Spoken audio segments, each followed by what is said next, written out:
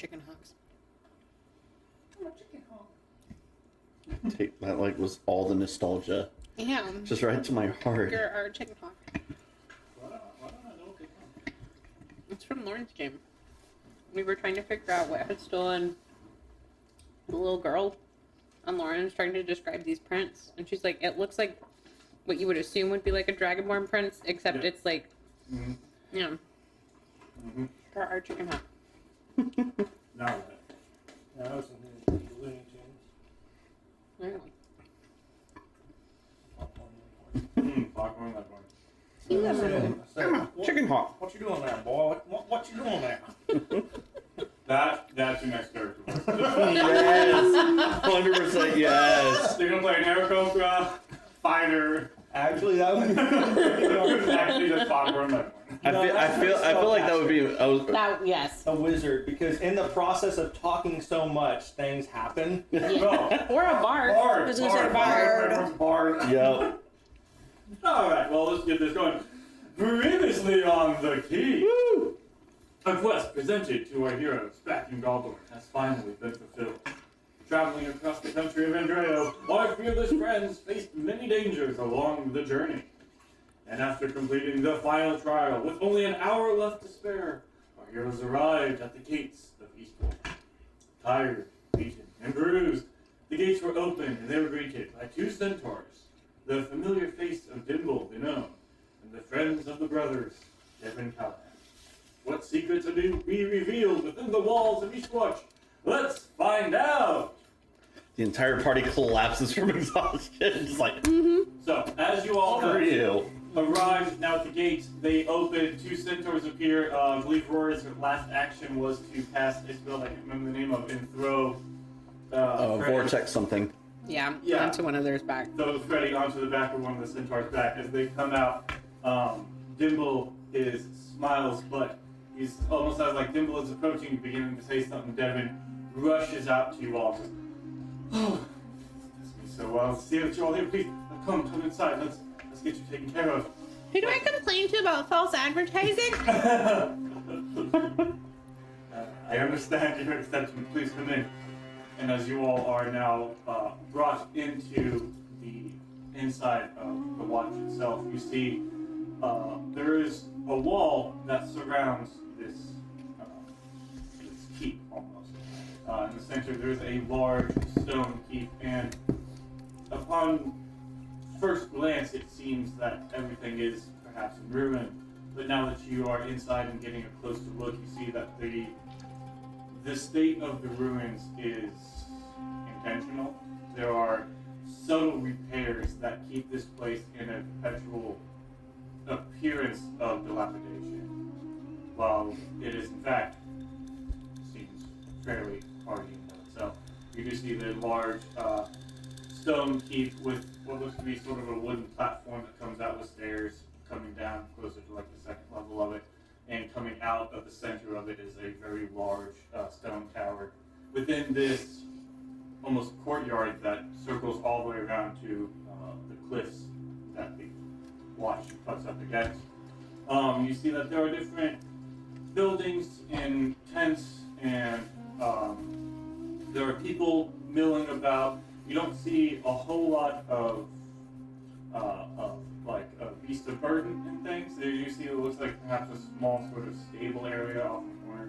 But as you know, it's hard to get any sort of animals up here. Most of the people you see milling about seem to be going to sort of normal daily activities.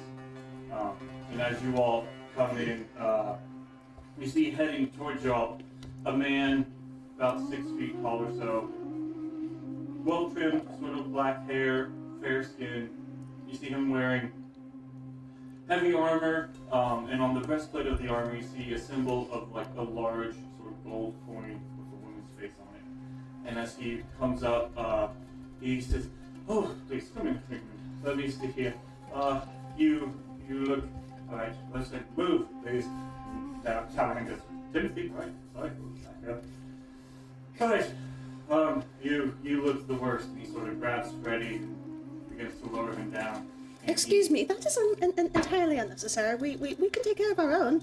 Of course, but this is what I'm here to help with. If you don't mind.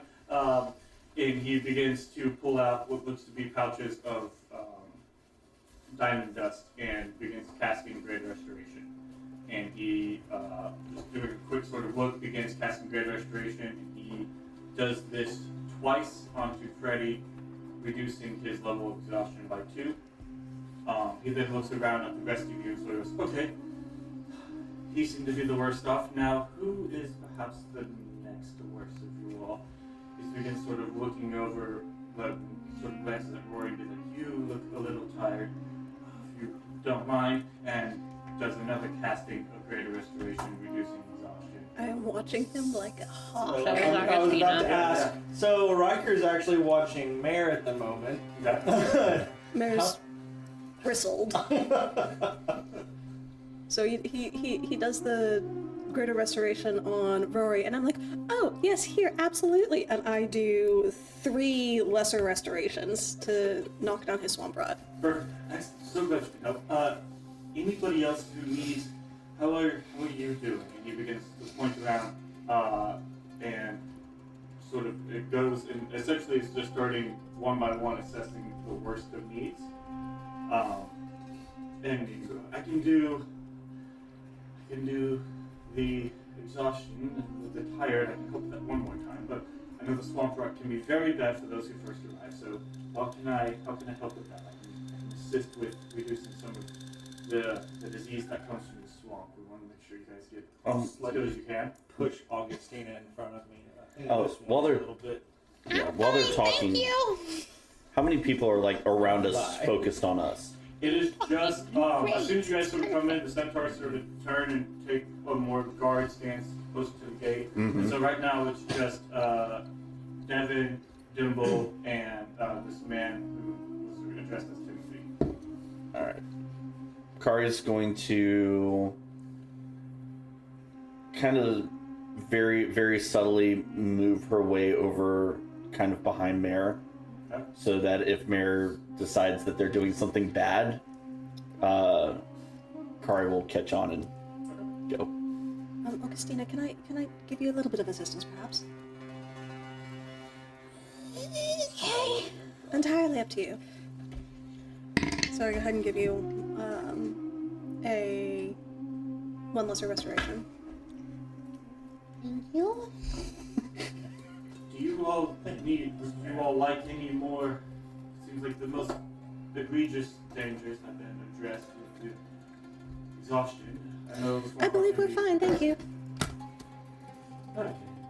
Well, my name is Timothy. If you do need additional help, you can find me. I'll be around. I suppose this is your party now. Right, well, thank you, Timothy. Always so great. Thank you, Timothy. That was very kind of you. Happy to help. That's why I am here. Right there.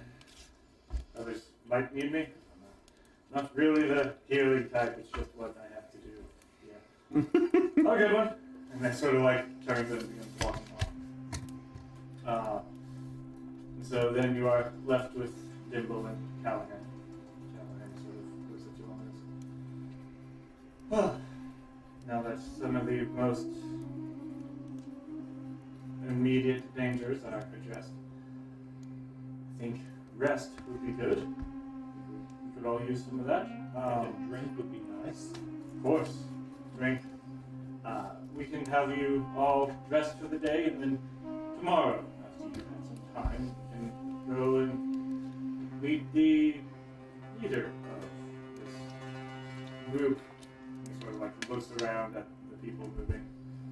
Who is the leader of this group?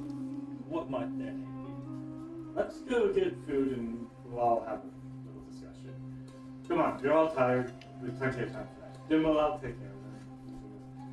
Alright, well, guess I'll see you all, and I see you, and sort of as he's talking, Callahan is like ushering y'all away to a place where you all can relax and rest. Augustina is sticking very close to Gray and has kind of like floated towards the back, kind of like she's next to him, but she's also sort of hiding behind him, and is just like staring at everybody the whole time. Like, oh god. And as y'all are walking through this area, it does seem almost like people are moving about in some ways it seems almost like a busy sort of just town. Like there are people going about their normal business, but it's not, I'll say it's not like necessarily like a busy town. The people are busy in their actions, but you don't see, it's not like packed or anything yet. There are just scatterings of individuals doing their tasks. Mayor, I would say with your sort of passive perception, you notice that there aren't children running around. You do see, I mean, there are a wide variety of races. You see that there's a wide variety of mixes of both male and females running around. But you don't necessarily see like kids. Would I see anybody dressed in a style that I am familiar with? If you understand what I'm asking. Make a perception check.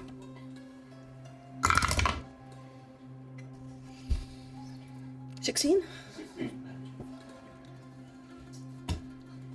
Walking around? No, you don't see anybody immediately address your style. Hey! Party man is here!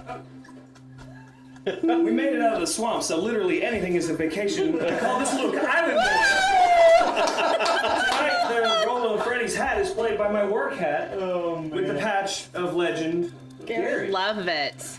Love it. That's amazing. What is your patch name? Just to let you know, you are Gary. Great, Gary. Yeah. reduced by 2 levels of exhaustion. Oh, great. So you're So at I've been 3 out of napping the whole 5. time? No. Somebody came up and cast some great restoration and you guys been all right. Augustina's basically like sort of escorting you, but mostly hiding behind you throughout this whole process. Wait, what so happened? Who did the what? Augustina's hiding behind you. We meant to do name There was Timothy. watching the I'm person. probably horizontal the whole time. This is fair. It's fine. If you would like any lesser restorations for your swamp rock, you can just let me know and that could have been ready. No, just let me know and we'll get it taken care of. Oh, and here, I say someone needs it, and they pass over the person entirely. Well, so she said Nope, she I'm didn't good. want it. I'm fine. She Thanks. looked and said, no, I don't want it. So he's not gonna like. Consent matters. Apparently, follow. When you're not facing imminent death due to lack of sleep, yes. He showed up and saw that some of y'all were in real danger of actually dying, and so he wanted to address that. We would have gotten him taken care of. It was entirely within our capability. We didn't need outside help. We've done just fine on our own. So It's it all Trauma. trauma everywhere. and There's still a spell. I'll gladly not escort be you all to a place where you can get some rest for the day, and then tomorrow we'll go meet. Cool. But they refuse to tell us who the leader is. Yeah. As y'all, We're going to dinner now to find out. you are led to sort of like almost a hostel type living space. It's- Hostile? Yeah. That's how that's felt. Seems legit. As you were walking Hostile, through not this sort hostile. of open, Sound the these same open to areas, there me. does seem to be some almost more like private living sections, like sort of shacks that people have set up in this sort of courtyard of like, this is my space.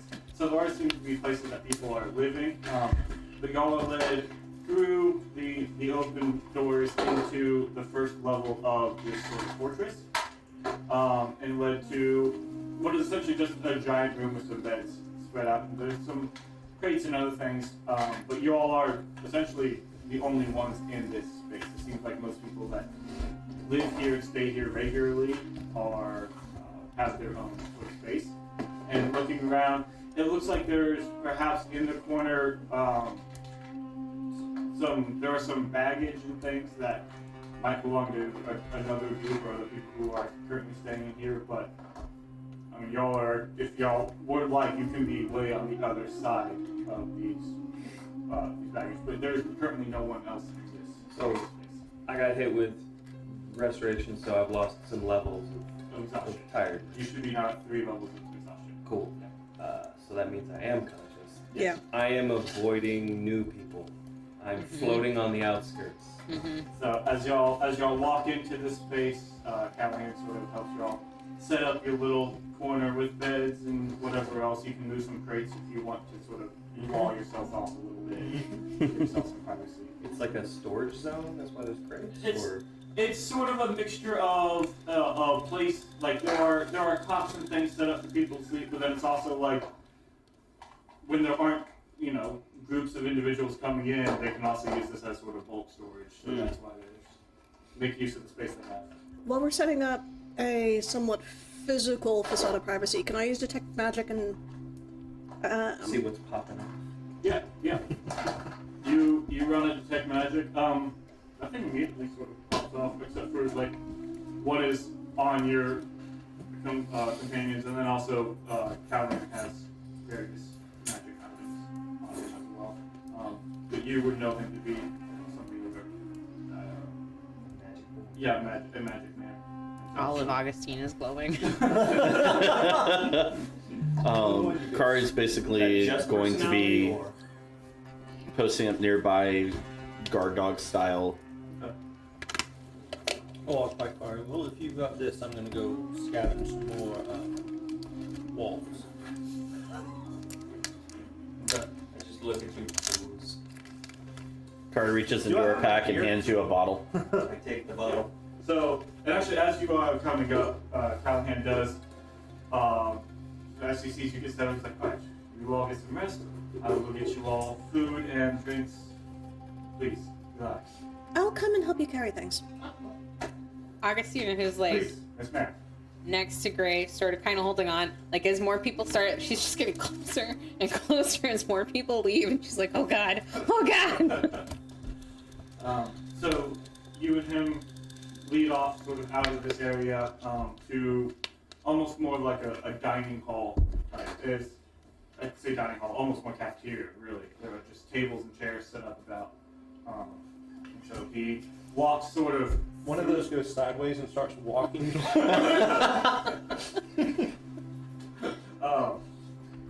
I say tables and chairs walking about, is that what I said? No. That's Riker Riker. scooped it up. Riker's just grabbing a table. They're tired. So you and Callahan sort of walk through this cafeteria area to a back sort of kitchen,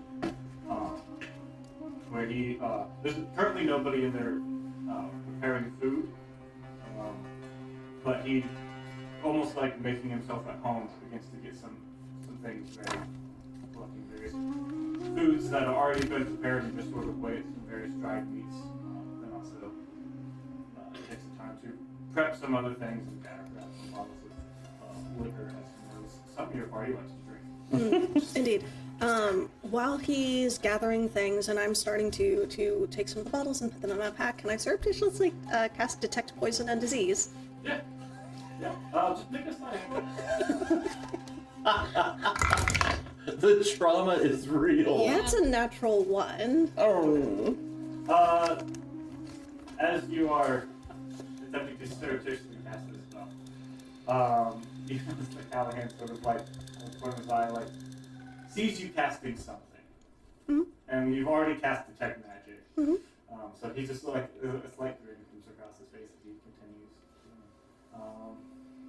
No poison, no disease, not even on yourself, because you are clear swamp. I'm clear swamp rot. No, there doesn't seem anything. And nothing on Mr. Callahan. No sign that he had swamp rot or made it through the swamp.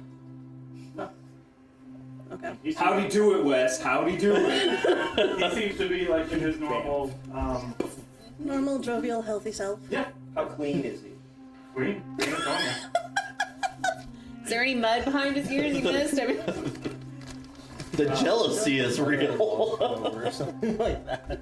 So he's preparing food. The rest of y'all just sort of setting up camp, as it were. Yeah, we go. Okay. Take last watch. By the way, like, there's now a little fortress inside the fortress. Inside the fortress. It's like a pillow fort, but not really.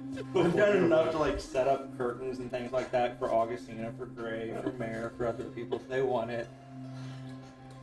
Just gone into full-on, like, childhood fort-making mode. So food is prepared, brought back, and really Callahan, like once he returns, Callahan just sort of spends the rest of the day, talking with y'all, sort of talking with Rory, hearing stories about your adventures. How's the town? How's the cottage? Town is doing well. During the August, stepped up enough so he's running the store in my absence. He's doing wonderful work. I'm very proud of that boy. And how long have you been absent, Mr. Callahan? I've been here now for 2 days. I wasn't sure how long it would take you to get here, but then I received word that your package, or that my package, delivered that y'all got my package. So then I decided that would be a good time to come here with your arrival. And how did you come here? If you obviously and strong and healthy and well dressed and clean and your normal self clearly did not travel through the swamp. No, teleportation service. It's a means by which we look. The trial, everyone who comes here has to go through the trauma thing. Now, once you've got here, you don't go through there again. It's Obviously not. no. That's fair enough, but how is my house? Your house. The last I checked, there don't have the need to go up there very often. Last I checked, your estate was intact. Oh, good. But not slightly overgrown, as no one's there to maintain. There's a steely expression that comes over Riker's face. But it is. I do believe that you had asked about our leader. Now that we're in a more Yes, I have. the leader of this organization is an individual known as Valisfar. Spell that for me? Valesfar.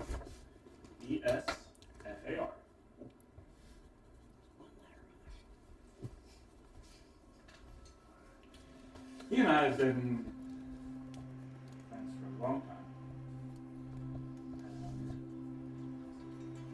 I don't know what really else you want to know. You meet him tomorrow and he'll gladly tell you everything he can. How long has he been leading the organization?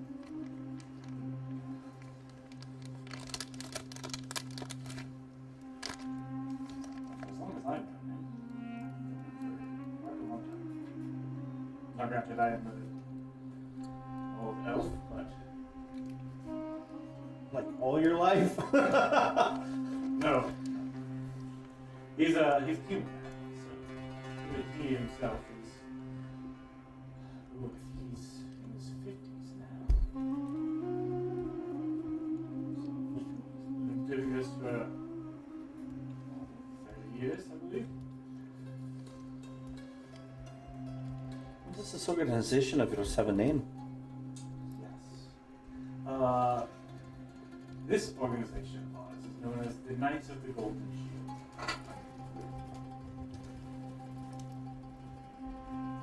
It's a mouthful. I think I left myself up correctly, by the way.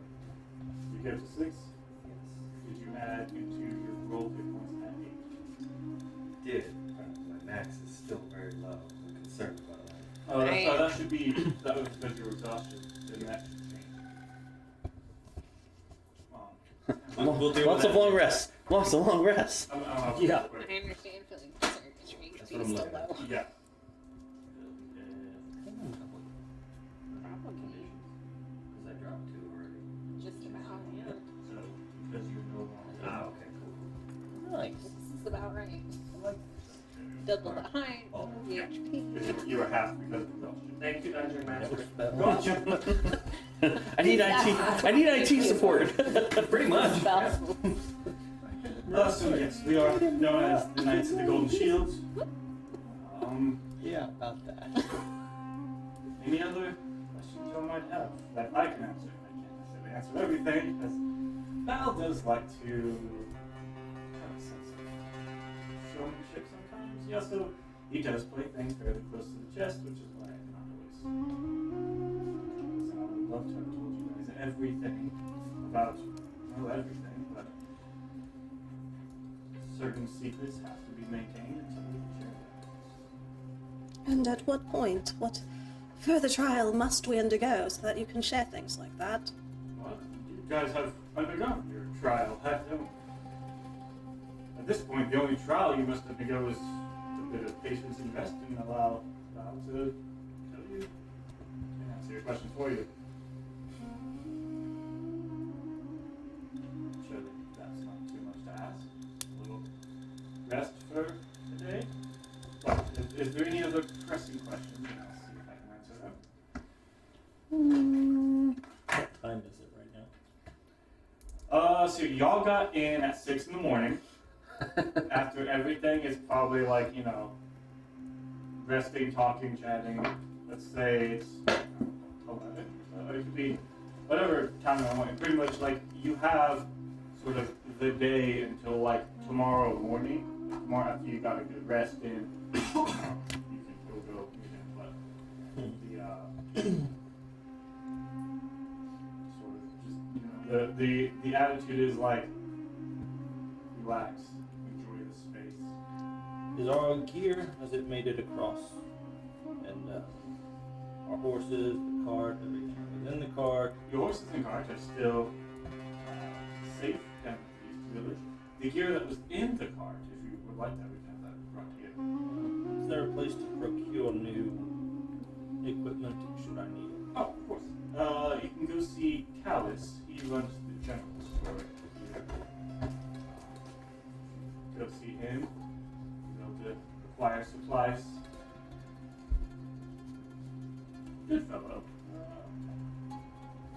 Should take care of y'all. Well, if y'all will excuse me, I do believe I'm going to go procure some equipment. I will come with you if you don't mind. Absolutely. Tell me if they have anything cool. Cool Augustina for me or cool for you? Yes. Augustina is just sitting next to Gray, and as they walk away, her eyes just get really big, and she gets a little bit closer. Do you want to come along? I'm fine, thank you. Do you need anything? I don't think so, thank you. Alright. Okay. So, Callahan sort of gives you the general directions. It's not like out the door, sort of around to the right, you'll find his little shop set up, his courtyard area. Cool. So yeah, so you head out to go meet up or go do a little shopping. After they leave and Callahan's out of the room, Kari's gonna set up right above the door, like a little bell thing, so that anybody that opens the door, it triggers the bell. Callahan's not like immediately leaving unless y'all want to hang out. He's just sort of hanging out talking to Rory, like. Oh, I thought he was showing them where the. No, he just sort of was like, yeah, He gave us the y'all look. with me. Oh, okay. So yeah, Callahan's not like, but like he's also like understands y'all are tired. He's like, hey Callahan, we're gonna get some sleep. He's like, alright, cool, I'll see y'all around if you need me. So. Yeah. I don't mind. I thought he was going with them, so. But yeah, Kari's gonna set up the bell and. Are there any windows into the place? Where you guys are at? No, you guys sort of almost in like sort of the center of the interior of the keep. So Okay. Not any immediate windows that you can lead out. You guys are sort of in this like sort of stone room. Looks like a big warehouse. And we Yeah. set up a fort. Yeah. So yeah, you guys went inside. So the watch itself is. There's an outside wall, sort of courtyard, and then there's the interior keep, and then there's a tower coming up out of the keep. You guys are on the first floor of the keep, sort of they're down the hallway into like sort of a big open space. And then also you've also seen sort of on this first sort of floor is this the kitchen and dining area and whatnot. So, yeah, you guys have the space to yourself. Christina, would you prefer us to stay around with you, or would you like some You quiet? guys do what you need to do, it's fine. That's not the question I asked. I don't know. I'm asking, and Kari will squat down and say, I'm asking what your preference would be. If you really don't want to be left alone right now. Yeah, I'll just stay with Greg. It's fine. I'll just hang out with Greg. I feel like we need to burn that for catharsis. You might be back. Oh I no! looked down and was like, that was bad. Okay. I'm going to go check for a few things, and then be right back. Okay, sounds good. If you need anything, shoot up a like magic missile or something so I can see it. I'll have Gray message you if we need anything. That works too. Okay. So, Kari, are you coming with Riker and Mare? No, this is after y'all have already left. Okay, so heading over to Riker and Mare. Did we see Kari leave? Well, because you said the general store is not very far away. No, it depends. Are you? So the general store is sort of like if you guys go out of the keep into the courtyard and sort of go off to the right around. And so it depends. Like I don't know. Are you leaving the keep? Or are you staying inside? No, I'm gonna stay inside. I'm gonna switch my clothes from the bright purple to the silver, and then just kind of slowly make my way around, kind of seeing where everything is. Just basically scouting Yeah. tactical points and So, everything. Yeah. No. If Kari doesn't leave, then you would see them leaving. But cutting over to Mare and Riker, y'all sort of head out and are now, walking through the open courtyard, and eventually you come across what appears to be a general store. Like nothing is necessarily labeled, there aren't any markings for it, just people here know where to go to buy supplies. And so just sort of looking around, you're like, that sort of looks like it should be a store. And going. And it is fairly simple in design. There are shelves with items on them, and then you see a sort of standing behind one of the counters is a male tiefling with deep red skin and sort of like bright, vibrant orange hair. He's just sort of standing there, has a like paper in his hand and seems to be almost doing inventory. While we've been walking, jumping back just to strategic location, one of the things you made a comment on earlier is outside of the area, it almost looked like, okay, this doesn't make sense if this is the way the keep is located and the defense is getting up to it didn't make sense. Walking through this layer between the castle and the wall, am I seeing other things that don't make sense, or is this kind of like a normal? It seems sort of normal setup. I mean, there's the wall. Is there a wall by the lake or the water, or is the wall only facing out? This is coastal, right?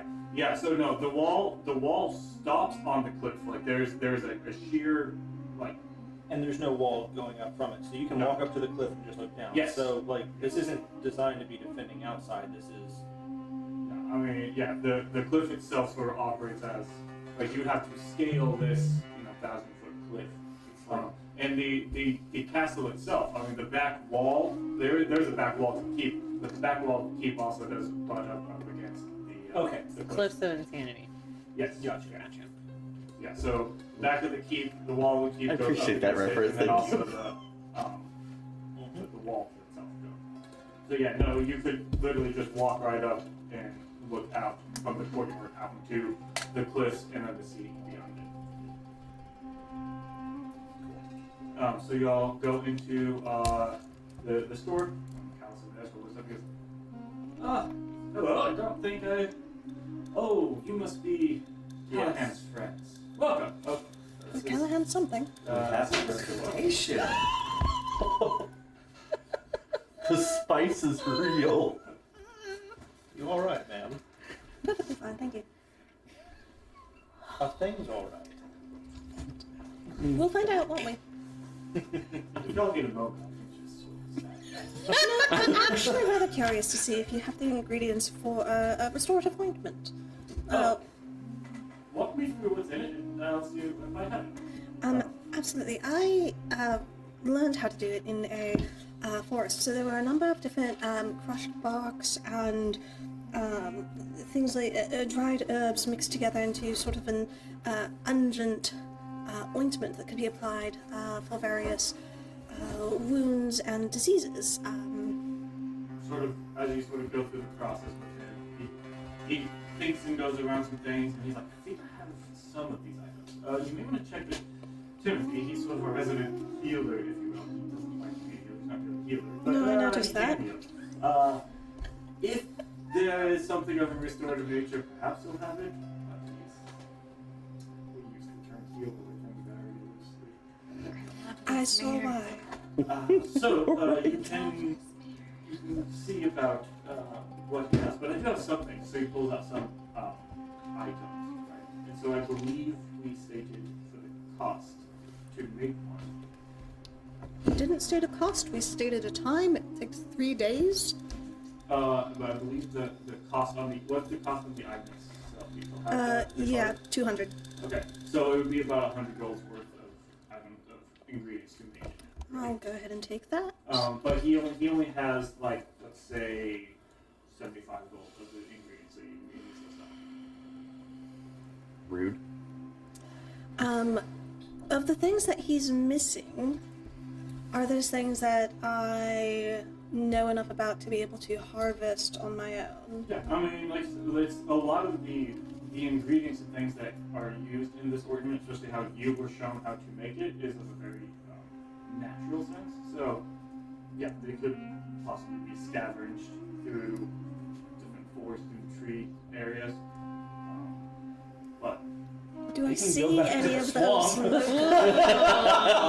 actually, Tongue, so sir. there's outside of the walls, it is open field to the mountains that surround you. It is very much sort of an open. Rocky, grassy shrubbery? It's grassy fields. So, it was. Yes. Dude, one year for my birthday, I actually got to go see the stage show for that. Oh, that'd be Oh, so dude. But no, very Mess up the if you flow will, here. fields of Pelennor. Okay. Sort of open grassy fields surrounding this area. Right, you're just looking around. It's your food, it's your items, kind of restocking basic supplies like coffee. Yeah, all sort of basic needs. This individual also seems to operate as almost like the grocer as well. You know, this is the store for the place. So Cool. I'll restock on some rations as Okay. well as. Does he have any sewing implements or yarn? there are some like sewing kits and things that can be used for repair, for like clothing repairs and whatnot. Anything colorful? Oh yeah, there's not like this isn't all there, as you've been walking around, these are a wide array of mix of people and their colors themselves, so yeah, there can be colorful. Okay, so I'll grab some fine needles, some colorful thread, and if they have any ribbon, I'll get that. Sure, yeah. I don't know, how much are you wanting for that? 5, 10, 20 gold? Okay, that was too like a lot, but yeah. Like this isn't like the finest materials, like it's good quality stuff, but yeah. Anything Callahan might not wear it, but like it's good quality stuff. Anything I think Augustina might like, so particularly bright, colorful, Okay, yeah, any like hot pink or I'm sure chartreuse it's Are you trying green. to, how or, many like- items are you trying to make for August? Oh no, I'm not making anything, I'm just getting things that I think she might like. Okay. Do you want enough for like a dress, like 5 dresses? No, we'll go with like, we're not getting the bulk fabric. Right. So, But like, if you wanted like 20 gold's worth of fabric, yeah, you could be like, here are like. no. So we'll go with, we'll say, If you get like 5 gold of like some fabric and like ribbons and whatnot, that'd be enough to make like a dress or whatever Augustina's trying to put together over there. she has far stronger opinions on fabric choice than I could even dare to fathom, but any ribbons, if I can get any notions, any buttons or fasteners or anything particularly pretty or colorful. A lot of the things that he has are used for like repairs to fabric already. So there are buttons, there are fasteners, there are these things, and so yeah, you can essentially just be like, awesome. Normally one person would buy like 2 to fix a shirt. I need 20. And he's like, all right, cool. Okay, cool. And then I'll go ahead and I will also see if I can't get a couple of fat quarters of various, like, not huge bolts of fabric, but just like some patchwork fun stuff. Sure. Yeah. I mean, Polka dots, prints, stripes, all Yeah. of the chaotic. yeah, there's, I mean, mark off like, I don't know, 7 gold. Cool. Call it, you got some fabrics. You mark off whatever you're purchasing. Yeah, I'm getting food. I'm getting another, not coffee pot, but like boiling pot. And I'm finding some nice herbal teas. Do we have any more bug repellent incense? I used up all I had in the swamp. Yes, there is some that can be acquired. Yeah, like I didn't know that was actually. So you can, We used it one of the nights. You can use the purchase more of it based on the pricing in there. I don't have it in my inventory anymore. Okay. I'll Google it. The I mean, I will use a random search engine to find it. let's just say, you know what? For simplicity, let's say for one from the vials, I suppose. Let's say it's a silver vial. So whatever one vial might be, costs you silver. He has a nice thing of alcohol. Get one for Gray. Yeah. You, let's see here. If you wanted like a nice thing, go 10 gold for pretty good. We'll go less than really good. Because I don't have that much. Okay, there's a nicer one for like 5. Can I bargain for 18 gold and, or excuse me, 17 gold and 7 silver for 2 of the really nice ones? 17 gold and 7 silver for 2 really nice bottles. Yes, because you thought that was 10 each, right? So 17 gold, 7 silver for 2. Along with all of these ingredients, the notions, the findings, and I'll be out of your hair very shortly, I promise. So that's in addition to your points. So your 7 gold. The 7 gold, the 75 gold, the 3 silver for the bug repellent, and now this very, very fine alcohol. All that for 100 gold. Wait, what's the 75 gold? The ingredients. Yes. Yeah, for that we meant. Oh, right. Yeah. Sorry. Make persuasion check. Not the most persuasive. 13.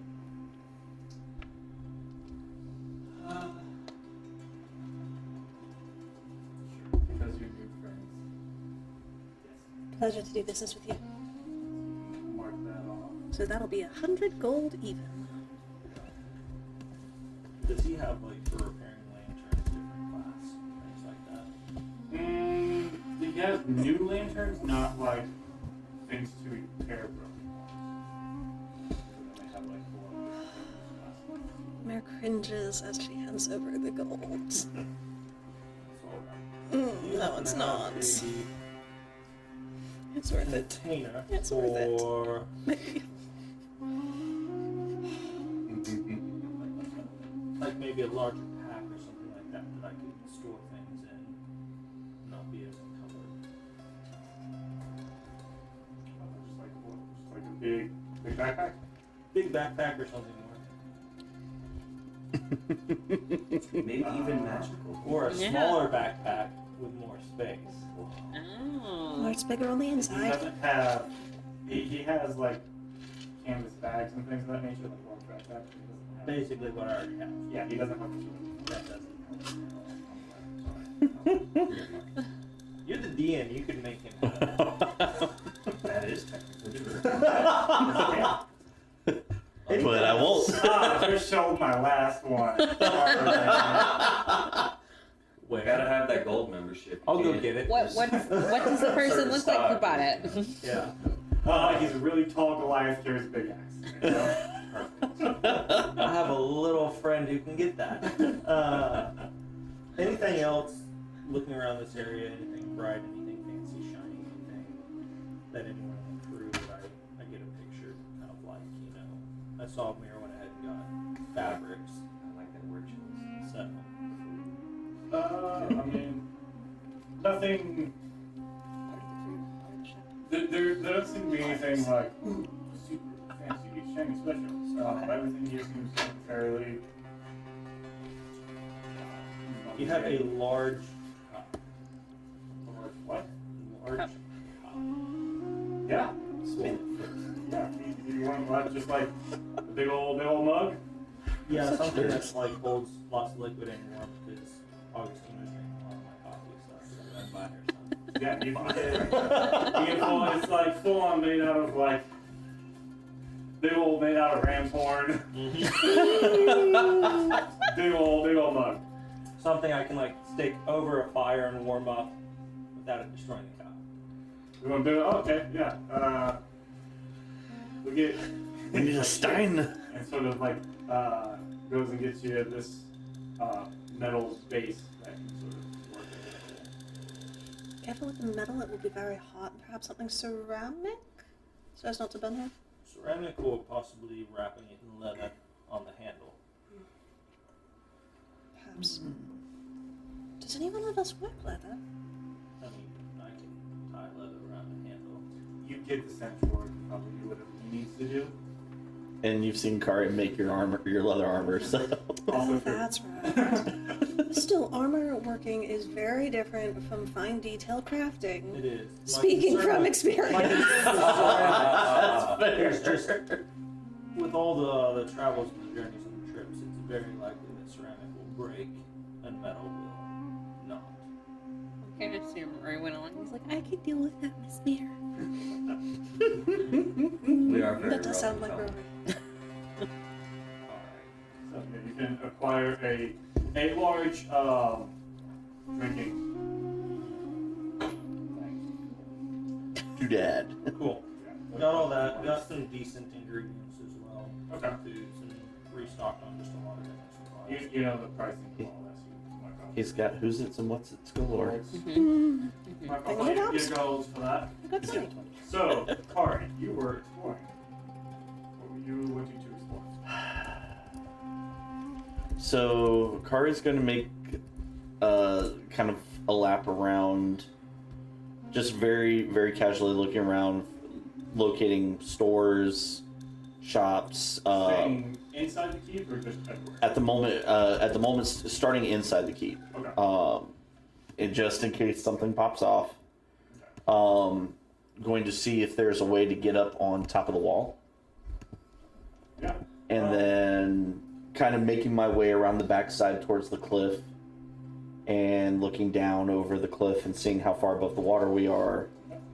Are we cliffs of insanity, or are we just, hop, skip, and jump into the ocean?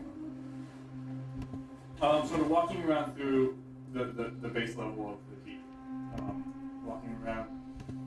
It seems like the two big areas within this first level are the room in which y'all are staying and the sort of eating hall. Mhm. There seems to be some other rooms. A lot of them have closed doors. Some of those are locked. Some of them aren't. You can try to go into one of the ones that is locked if you want. Yeah, just kind of seeing what kind of rooms they are. Are they like bedrooms? Yeah, or... it seems like some of these places are more permanent residents. Some of them are just more storage. Mm-hmm. As you get sort of towards the back, there is a set of stairs that goes up, and you kind of, do you sort of go upstairs? Yeah.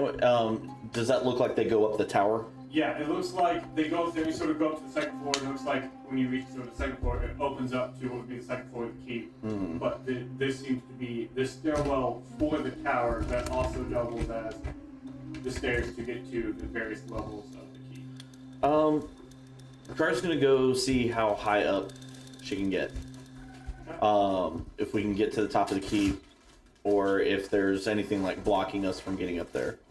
I mean, you can go up the stairs, and it does eventually reach a point where once you get past the floors of the keep itself, there are the ceilings here are the ceilings within the keep are very high. So there's only while the keep itself stands very tall.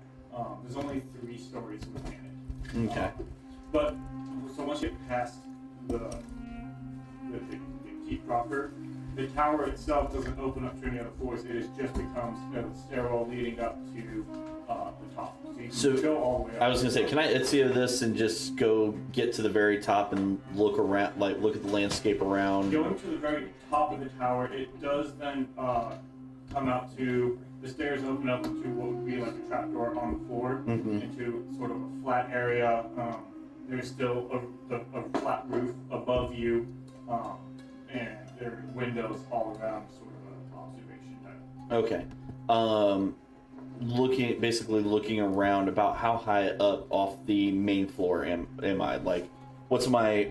If I were to jump out a window, how much fall damage would I take? From about where you are down to the ground, essentially, it's about 100 or so feet. Okay. And then as you were going up the spiral stairs, there were like almost arrow slits in the tower going up. So there weren't necessarily floors to jump out. Someone could stop on a stair and shoot out of the tower itself. Yeah, basically looking at egress, ingress, all that type of stuff. And you sort of have, I mean, your northwest and south are all, 100 feet. But the tower itself is also, it's at the back part of the keep. And it is itself, I mean, the eastern wall of the tower, when you go look out the east window, it is, the sheer wall. Yeah. Now, how far is the top of the cliff, not where I'm at, but the top of the cliff from the water? Looking at that, it's about 1,000 or so. The cliff face is about 1,000 or so feet. So nobody's going up that very easily. No. Cool. All right. I'll make my way back down, and then I'll exit the keep and start looking around. Walking around, sort of looking, there does seem to be, like I said, there's a small stable area. There's only like a couple of horses in there. There's going to be some like simple, like some livestock. There's like a couple cows and some goats and things you imagine probably for food and whatnot. There is just a lot of shacks, hovels, things where it seems like people have like, instead of trying to establish a room in the keep, they're like, I'm gonna build my own little house. Or Little shack. spot here, yeah. And so there are random places where people have sort of set up their homes. And I mean, there's individuals, relaxing outside of their homes, doing, normal business. And you see there are some shops, like there is a blacksmith here, there is like a butcher here, there is, there is someone who runs a store here, there's a baker here. So there are some like the more like basic necessities that you would need to maintain. In all the wanderings around, do we see like anything that would look like either an alchemist or a herbalist, things of those natures that are more specialized? Okay. Not so much of a specialized nature, no. And then if you're trying to get on top of the wall, you can go sort of through one of the doors, the gates into the interior of the wall itself. Then you can use... And looking around, how many like soldier types would Kari have spotted? Going around, you see that doesn't seem to be like a uniform like these people, where everybody here seems armored in the same way that y'all are. Okay. Some of them heavier, some of them less. There are guards and lookouts stationed along the walls. And one thing, whenever you did get to the top of the tower, there was a lookout up there, and so sort of like acknowledged you, like you're the new guy looking around. Like there wasn't like any of like what you're doing up here. It's just like, oh, hey, what's up? Yeah. This is just kind of clocking how many people are actually here with us at the moment. Yeah. Is it sent up like tents or are there structures? Like... Yeah, so there are more permanent, like, so the building itself is made out of stone. People have collected wood or whatever they want to sort of make their own sort of little housings outside. There are some just sort of canvas tents, but where people are like, this is good enough for me. That's all I need.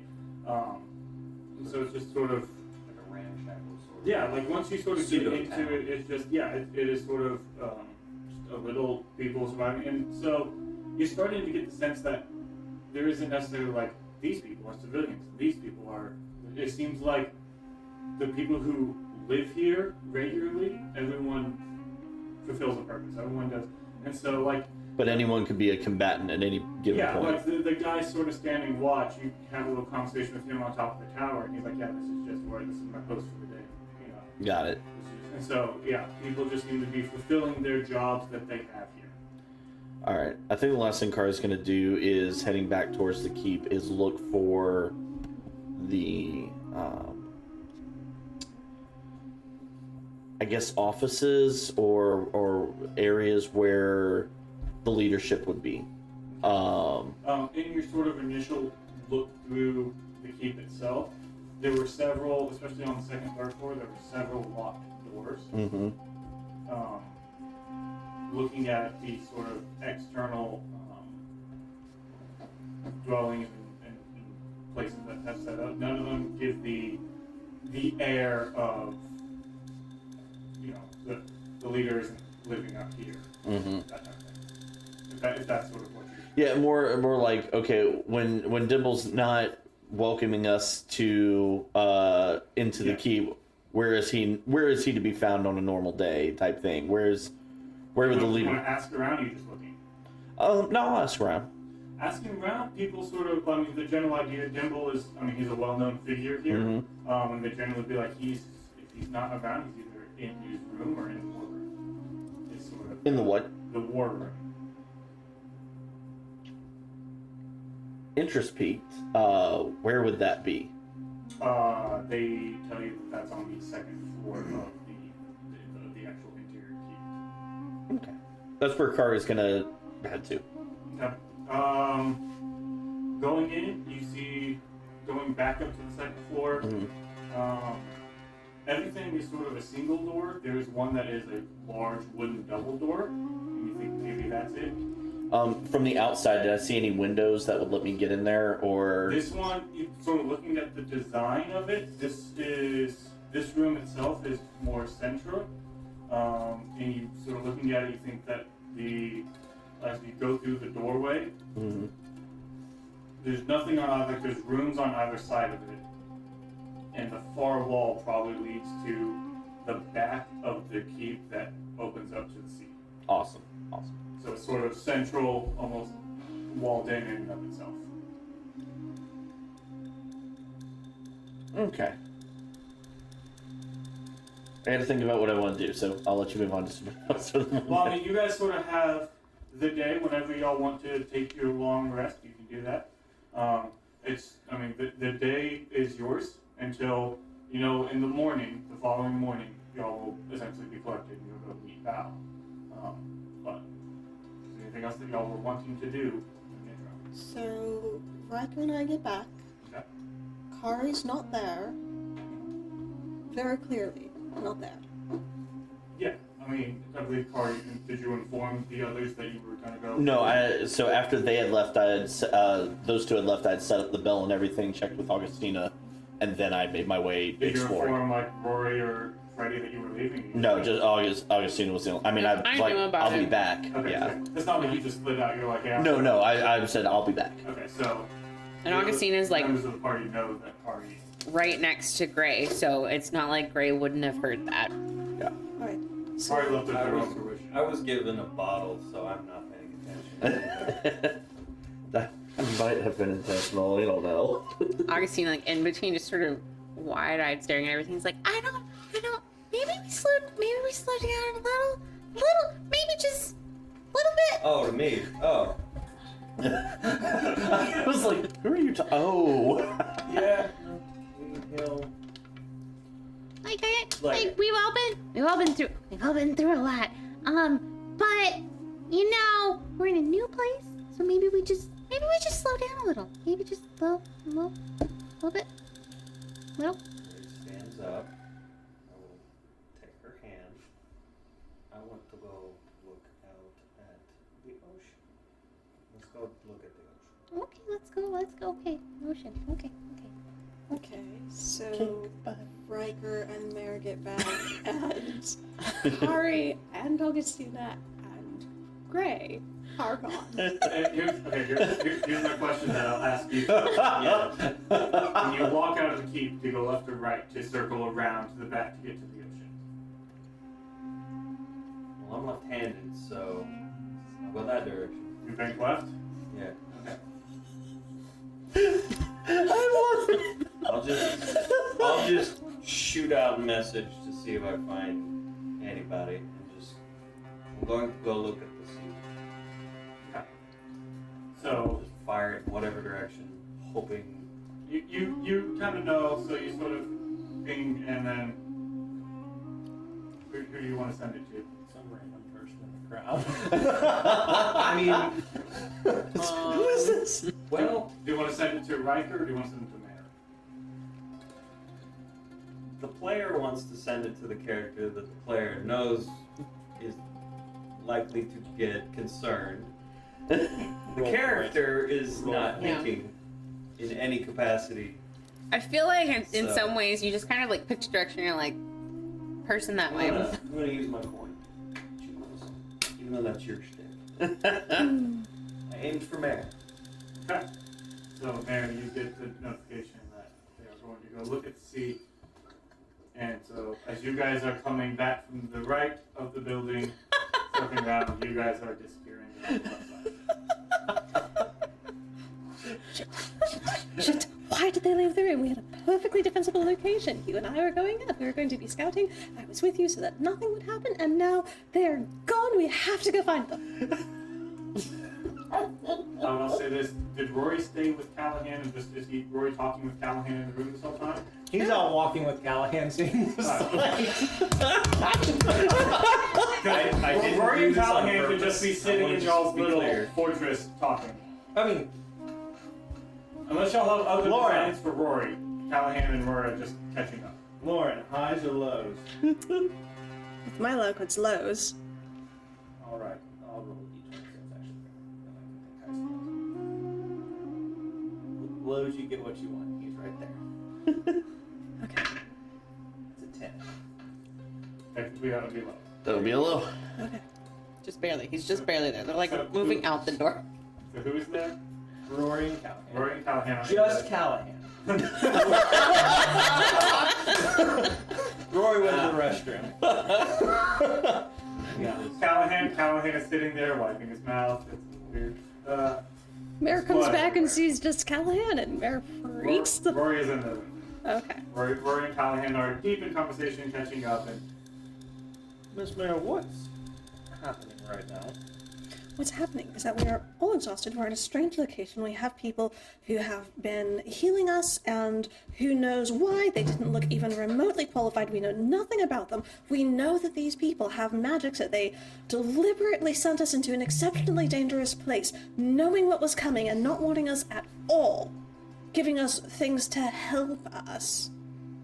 When this is absolutely ridiculous. There was no reason for us to be in such mortal danger. Rory almost died. Does that mean nothing to you?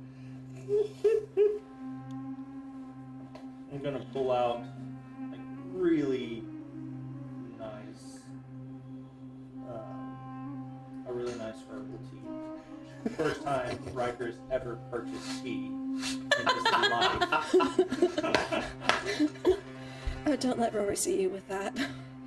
No, I bought this with you in mind. So how about I go put on a cup of tea? I just said that. I just needed it. And we breathe for a minute and talk, and I'll just tell you a little bit about where I came from.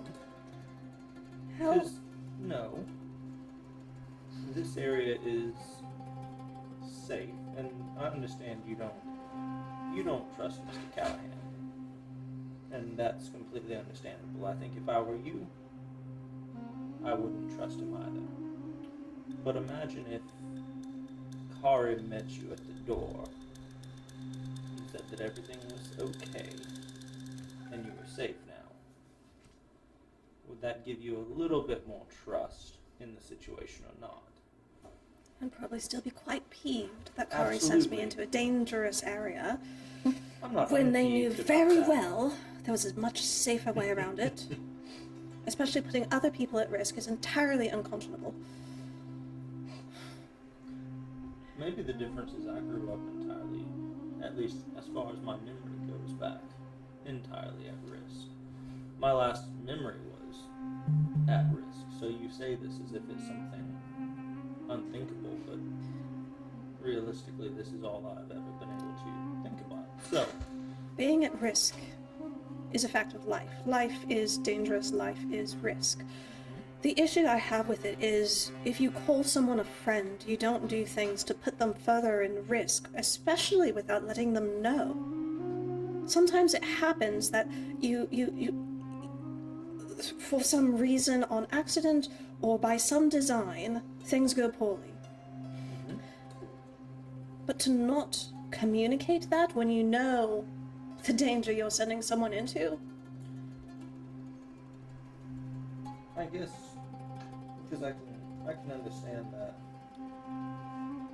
he's just taking and trying to take in everything you're saying.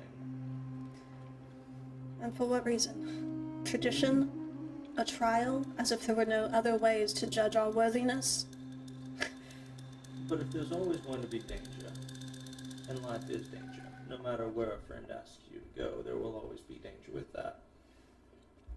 I guess my thought of leaving, the idea of leaving my area was risk.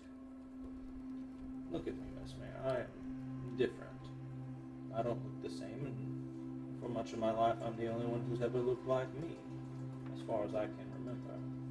And that comes with its own set of risks, so merely to walk out my front door in the morning is risky.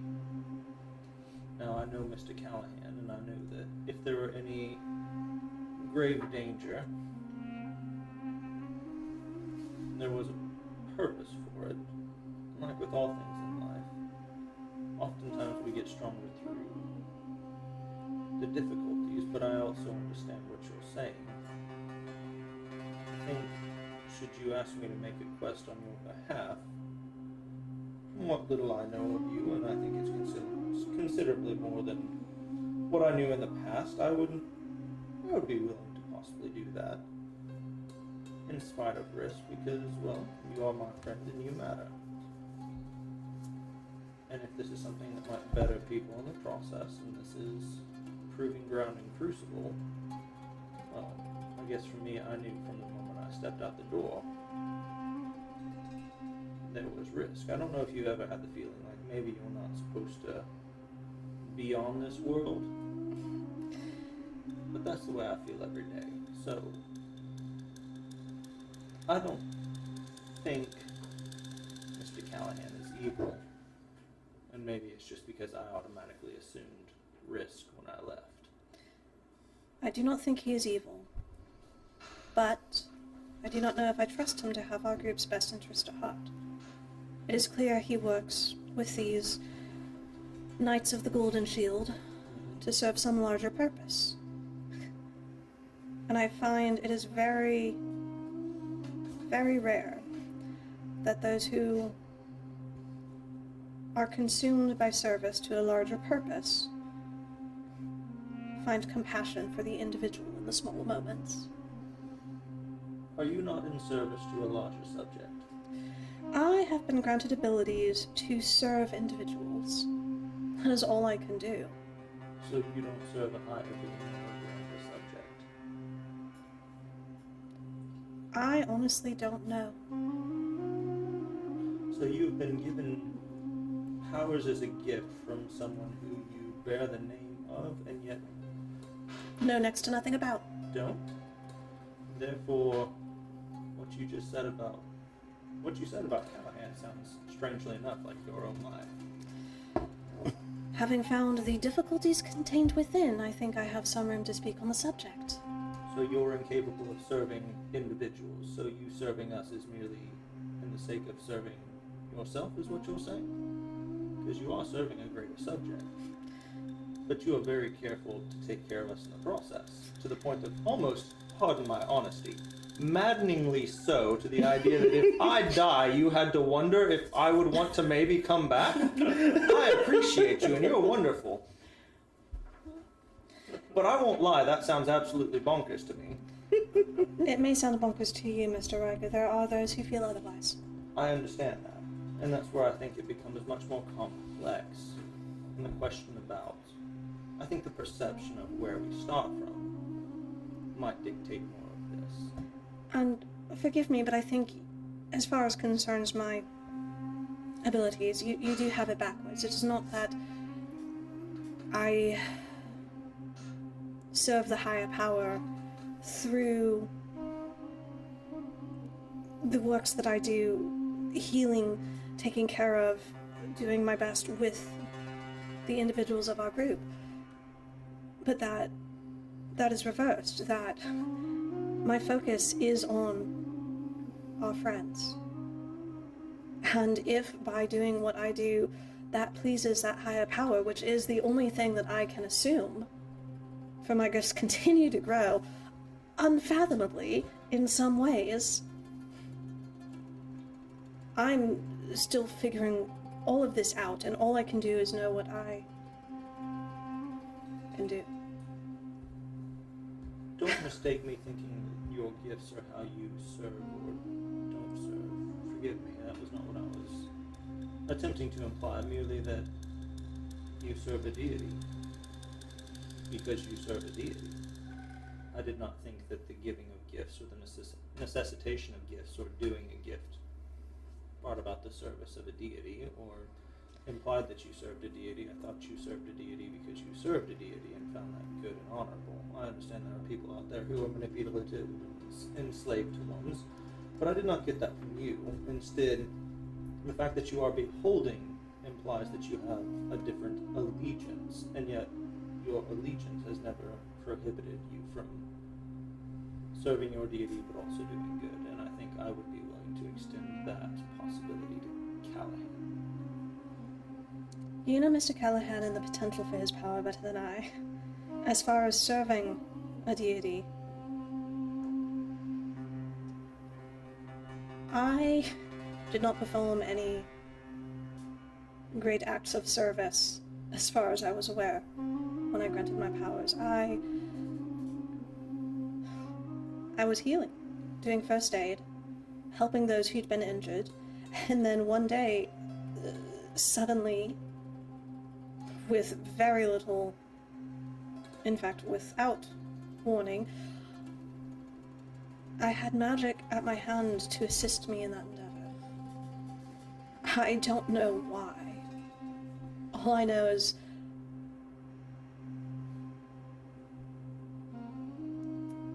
that I struggle to find ways to continue growing this gift. I guess at ways to please whatever source of the power this is. Some days, I guess rightly. And some days, when I call upon them, the power fails. Inexplicably does nothing. And I know that at that point, I have erred. And I learn. It is why I harm no living thing if it is within my power to do so. It's why you may have noticed I got a bit excited in the swamp to be able to unleash more active protection for the group. Very much appreciated. Apparently, the source of this power has something against the undead that frees me to act with more assertion. I think I do appreciate your deity.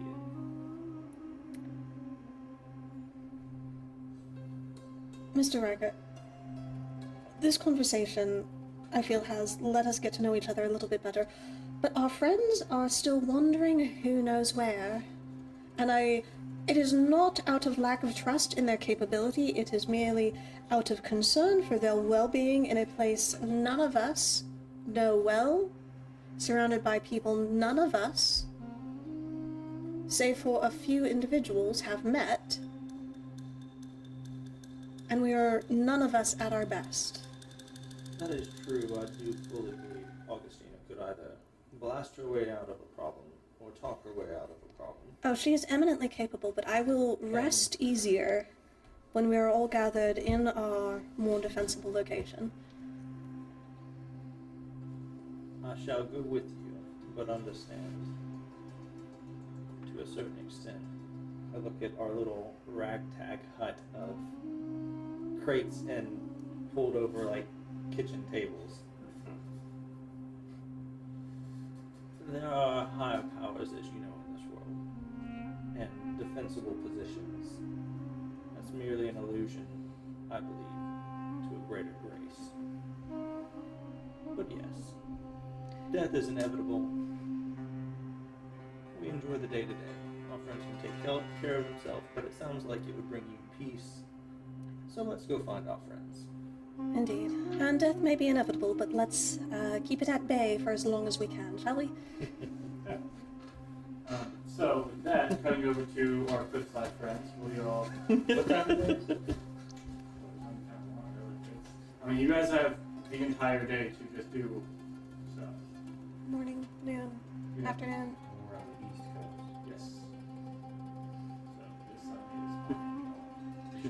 Sunday is The sunset I was hoping to watch isn't gonna happen. That's not how geography works. I'm sorry, man. Shit. There's a dolphin just off the coast. So you walk to the cliffs and then go the other direction to the wall. Yeah. So we're scouring the cliffs and we think you've fallen off. Oh no, like I'm not trying to get down to the beach. I'm not trying to get down to anywhere. I just want to look out at the water. And so then you're standing on the. I mean, it is a drop, but Plop down. Hey, East Coast sunsets are Look still out. beautiful. Sure. But just, sit down, look at the water, think about previous years. The water Think that's about- 1,000 feet down. Well, no, not Looking that way. out. I'm sitting. Looking out. I'm sitting in. man, ain't that water gorgeous? No. Looking out on the horizon. Thinking Why is the of water getting closer? a previous year in particular, thinking of choices and decisions and people and things and mistakes and just and brought Augustina because she clearly felt uncomfortable being alone. Please don't try to Pocahontas this. No. So as y'all are looking out Like like fish. this cliff, anything No shared? goldfish. Or just- I think Augustine is mostly just like she's looking back where they came from. She takes a minute to be like, It's really pretty. Can we just maybe not like just slow It's down? like it's like maybe 30 feet from the edge. Like you No, boys not getting anywhere near it. that's fine. I don't care if we get close to like it's really cool looking out there. But I'm just talking about maybe with the drinking, maybe we should slow down a little bit until we kind of assessed appropriately where we're at, where we're going, what we're doing, and when we're leaving.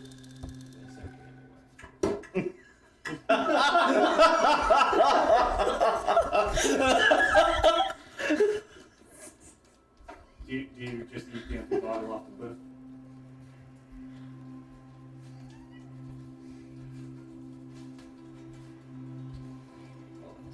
And then it comes back to your name. You know what? It would do that, wouldn't it? That would be freaking. that's will hilarious. It's hilarious. That's just what you're doing while we're just throwing it and catching it. Say, hey, want to see a trick? It's a boomerang bottle.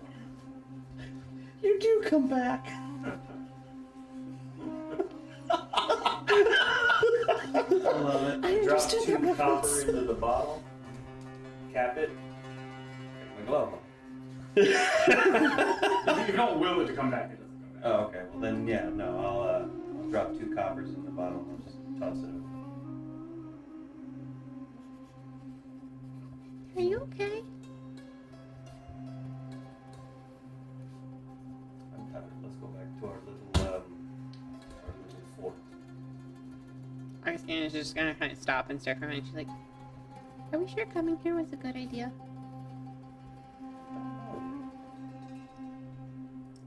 But it is at least a resource. Let's use it. He takes her hand and they go walking back. You'll all eventually regather and take a long rest once you're all together. I do spend whatever time everybody's back in their little defensible zone. I do start work on another set of like another portion, vial container, dose, not dose, but the whole. You begin Restorative working ointment. on the restorative ointment. What I can, as far as the ingredients that I currently have will get me. You can get started. You won't be able to finish. Drink you some water, kids. if Mare has given Augustina the stuff, Augustina takes it and she's like, thank you. You're welcome. I saw this and you seemed kind of down and I thought you might enjoy it and You don't have to take it if you don't want to. This is not a thing that you have to do. No, I'm Mayor? completely... Yes. Shut up.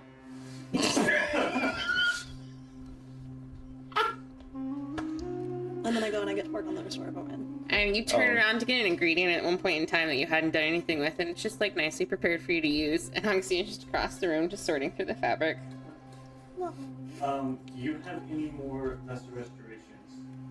Did you put Rory down to what? Rory, I gave him 3. Okay, so he's down to 3. Okay. He's down to 3. Augustina had 1, so she's down to 2. Rory is going to use, before y'all go to sleep, 1 more lesser restoration on himself to get him down to 2. And I'll go ahead and give 1 more to Gray to get him down to 2 also. Okay. So if he just gets a long rest, we'll lose a level of exhaustion because we've got everybody's swamp heart is now low enough. Okay. Can we do a quick, just make sure, like, update for where everybody's at so I can have the current total for my notes? Yeah. Hold on. So let's run through those real quick, and then once we get to morning, we'll do this next. So what is your long rest and exhaustion? After that, I have 2 swamp rots, and I haven't done long rest yet, so I still have 3.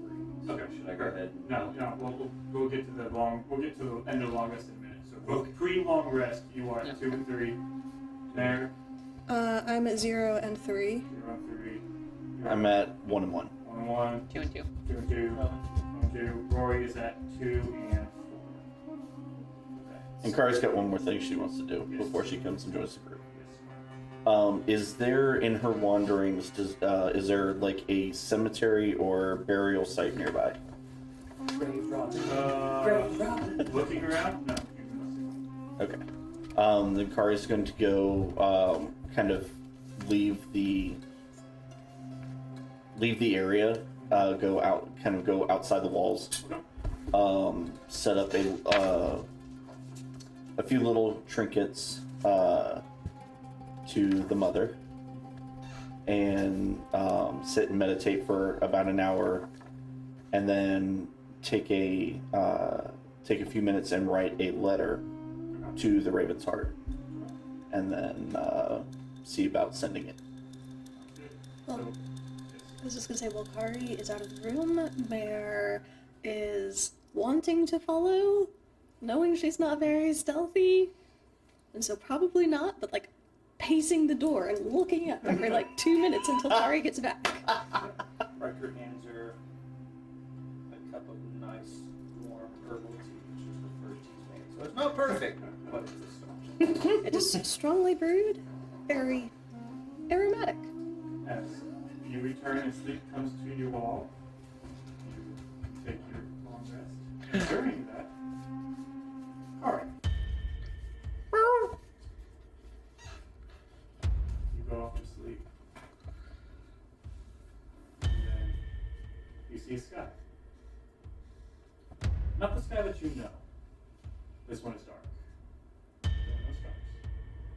That's But in the darkness, you see shades of violets and blues mixing about. This vision you have begins to shift down the sky. It begins to lower. And you see sort of off in the distance, somewhat below you, as this vision is almost from an elevated position. You see somewhat below you a fortress made of blackened stone and a liquid that seems to be flowing from different parts around it. Though as far away, you can see this liquid is dark, it's crimson, it's blood. Streams of blood continually pouring out of various ports of this fortress, mixing with the black stone. The vision continues to shift over, and you see hordes of creatures moving across an ashen gray ground towards the fortress. Some bipedal, humanoid in the moving, some crawling, others flying. You're too far away to make out any details beyond that. But behind you hear a roar. Deep, guttural, terrifying. As you are looking down at these hordes of creatures moving towards this fortress, you see on the ground below you a shadow come over you. A great beast flying with wings outstretched, a long tail, and a neck. And with that, the vision goes. You hear a voice, feminine, stern, say to you, deliver my enemies to me, Raven. Riker. Riker's not here at the moment. Please leave a message after the beep. When sleep comes to you, you find There's another woman in my room. I'm attacking this time. Like, I mean, you're definitely not alone at this point. I put up walls. When sleep comes to you, Yeah. when sleep comes to you, you find yourself riding along the road. You are not alone. 3 others ride alongside you by this road. You look at them, all strong builds, hair cut short, bronze skin, and tusks of various sizes protruding from their jawbones. You blink and you find yourself at campsite. Lean back against your saddle. You hear one of your companions next to you say, Edis, if you eat all the food, you're hunting next. This one called Edis turns and says, don't be jealous, Deidris. You can't have it all to yourself. And besides, we can always get Estel to go get more. Third companion then chimes in. You're not making me do anything. I don't do anything more than what I want. Idris then replies, you do what father says.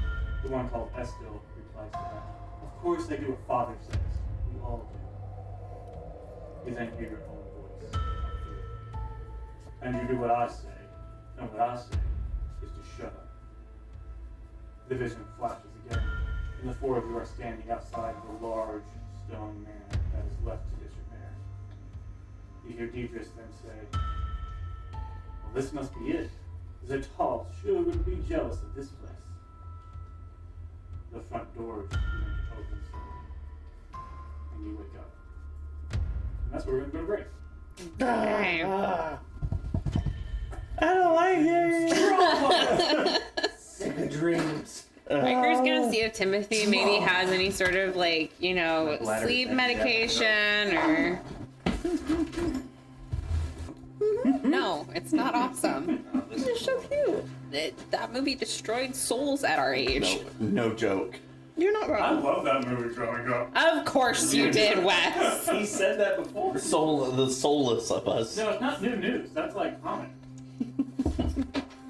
Alright. You laughed at that scene in Bambi too, I'm sure. No, he laughed at The Land Before Time. No! Heartless No. monster. That was that. Also, Mufasa's Destiny. Very sad. Very sad about Mufasa. He's still born that scene. Insane shit. 11. I like Mufasa.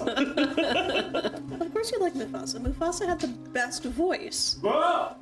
Mufasa was Darth Vader. I was just about to say that. Literally about to. Alright, so. 2 amazing father figures in the picture. You doubled down. I would say memorable, maybe not amazing. One's amazing.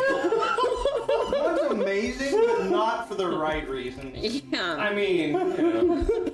Murk my wife and try to murk my kids. Yeah. Oh, I'm sorry. It's okay at the end. I didn't think about it. Wait, what? It's okay Yeah. at the end. It's fine. It all worked out. They had their Jerry Springer moment. Going back to our story. Sometimes cruelty is necessary. I think about that line the other day. Cruelty is necessary. Oh. Morning comes. Do we get our long rest? You all get your long rest. You can reduce your levels of exhaustion by 1. But not our. Not as long. Oh, it's okay. I'm about to take care of some of that. Roy goes on to Okay. Okay. So, Morning comes. okay. I don't know what Food, our original campaign. We're hanging hang out. We're planning to hang out. I'm just before I go expending the magical energies, I just want to make sure we're planning to stay here today, right? We're not anticipating getting into any great combats or feats of strength that would require strenuous healing. Is that right? Not that I'm aware of. But then again, when do we anticipate getting into that? Okay, in that case, I'm going to start with restoring Gray and Rory 1 each. So it is, Gray will be at 1, Kari will be at 1, Rory will be at 1 level of Swamp Water. How many levels do you have? You get 1 too. And you get one, and you get one. Everybody gets one. So now everybody should be down to one level. Everybody's down to 1 level of Swamp Water. I'm upcasting one of those to a 3rd level just so I keep 1 second level for something else if necessary. We'll say, instead of you upcasting one, Rory will do one. Okay. We'll spend one of his second levels. Get over first. Help the party. So, yeah, Rory will take one of those, you can do the other ones. Alright, deal. You can go, as y'all get up, you guys know where food is available. If y'all want to go get some food, you can. I can go get it and just double check that everything's safe and healthy and secure. We'll bring it back and we can have breakfast as a group and spend some good time together. It's been so long since we've had any time to relax together, it feels like. I'll take bacon. I'll help you carry everything. That's really not necessary. I'm stronger than I look. Thank you, though, Mr. Riker. I can't stay here, Miss Mayor. I appreciate what you're doing, but I've been given 2 strong legs. That may not have been mine to start out with in life, but they're mine now. So I also feel like it's important for your ego to point out that you really couldn't even carry yourself through the gate, so... Miss Augustina, you do a marvelous job in keeping me humble. I will, if you insist, Mr. Riker, accept that assistance. Okay. Y'all go get your food. Is there like a barrel lid around? Just the lid of a barrel? Yeah, just a lid of a barrel. Like, is there a barrel I can pop a lid off of? I mean, yes, there's What things smell in is the this barrel. Okay, cool. I'm gonna go take it and hang it up on the wall and use some like charcoal to draw like little targets on, and just look at Gray, and without looking at the board, just Sure. and kind of send a game challenge. He just rolls back over. I'll go over the cot and I'll flip him out of the cot. Come on. It's time to have some fun. One way or another. Draw my rapier. Oh, let's do it. Great. I'm so Great. tired. And I'm uninterested. You're so nervous, exhaustion. Yes. My bad. I thought you were down to 0 now. I miscounted on you. My bad. Kari will tuck him back into bed. Put a pillow. You know, Get the fuck away. what can be a really good way to, like, practice your dexterity and your throwing things, and could potentially be very useful for, like, colorful things and projects and stuff is maybe you go to the field outside here and see if you can hit Did you- butterflies with one of your daggers. Did you see the look on Mare's face when I came back late last time? That was terrifying. I'm just saying, if you need to go bother something out there. Go chase butterflies. Okay, that sounds like a good idea. Okay, cool. So you bring food back to the group. I bring feedback. Kari is gone again! Oh. Riker laughs loudly. Did you leave? Yeah, we could go chase butterflies. Kari can't sit still. As you are walking, Mare of all people would know this. As you're walking, you do see Callahan coming in and be like, "Oh, you ready to go then?" It's getting a little stir crazy in there. Oh, I know that I think Matt and Riker are coming back with food at some point, but figured I'd keep myself entertained in the meantime. Some people are still resting and recovering. Alright, well, they are ready, if you're all ready. Let's let them eat and rest for a moment. Then we'll go meet the... Was it Balasfar. Balasfar. Alright, well, that's cool. So it's about 30, 45 minutes. Sounds good. I'll be back then. He sort of leaves. Augustina's just gonna kind of like pat Mare on the knee as she's reaching for food and be like, Kari's just doing something that used to entertain my little sister for a while, and so Kari should probably about half that time because it's Kari, and her attention's very, very short, very short. So she'll be fine. Like They'll be fine. Short. Augustine is the shit talker, and it's the best thing. Augustina, I don't know if I knew you had a little sister. Yeah, anyway, so thank you for bringing breakfast. Well, you're very welcome. Here's your bacon. Thank you, yes. Augustina's gonna reach for the sausage.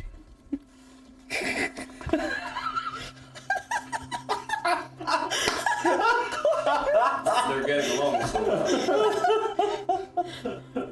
well. Food is had. Mare quietly and not so quietly panics until Kari returns. After about 20 or so minutes, Yeah. Kari returns. With Kari- a few Riker will butterflies. make a big deal about your. You're all right. I kind of figured you'd be all right, but I'm glad to see you're okay. It's like this world's all right over here, and we're not in the swamp. We're not in the mountains. These people are kind of us. They made us food. Oh, I don't know. I think there's a bruise right here that needs to get taken care of. Oh, that was from diving after a butterfly. We're not going to talk about that. And I released butterflies into the room. In the midst of, like, as Augustina is about to mention the bruise, Mare is talking to her, saying, well, see, Kari is a very strong and competent and capable young woman, and then she has got a bruise. Oh my gosh, what's your bruise? Let me see it. Oh, does that need healing? That looks so painful. And I'll shift my Very skin strong, to capable, and change competent colors woman. so the bruise isn't there anymore. I think it'll be all right. I'm sure I will be. Of course it will be. Are you sure you're sure? Because I'm not sure. You're not sure it'll be alright. Well, if you're concerned, do I need to be concerned? I think you're already. Oh, sweet merciful I gods. think- Can we just go meet this Balfour's person? Sorry to interrupt. Are you all ready now? Yes, please. Oh, gods, please. Yes, let's go. Okay. Well, then if you will all follow me.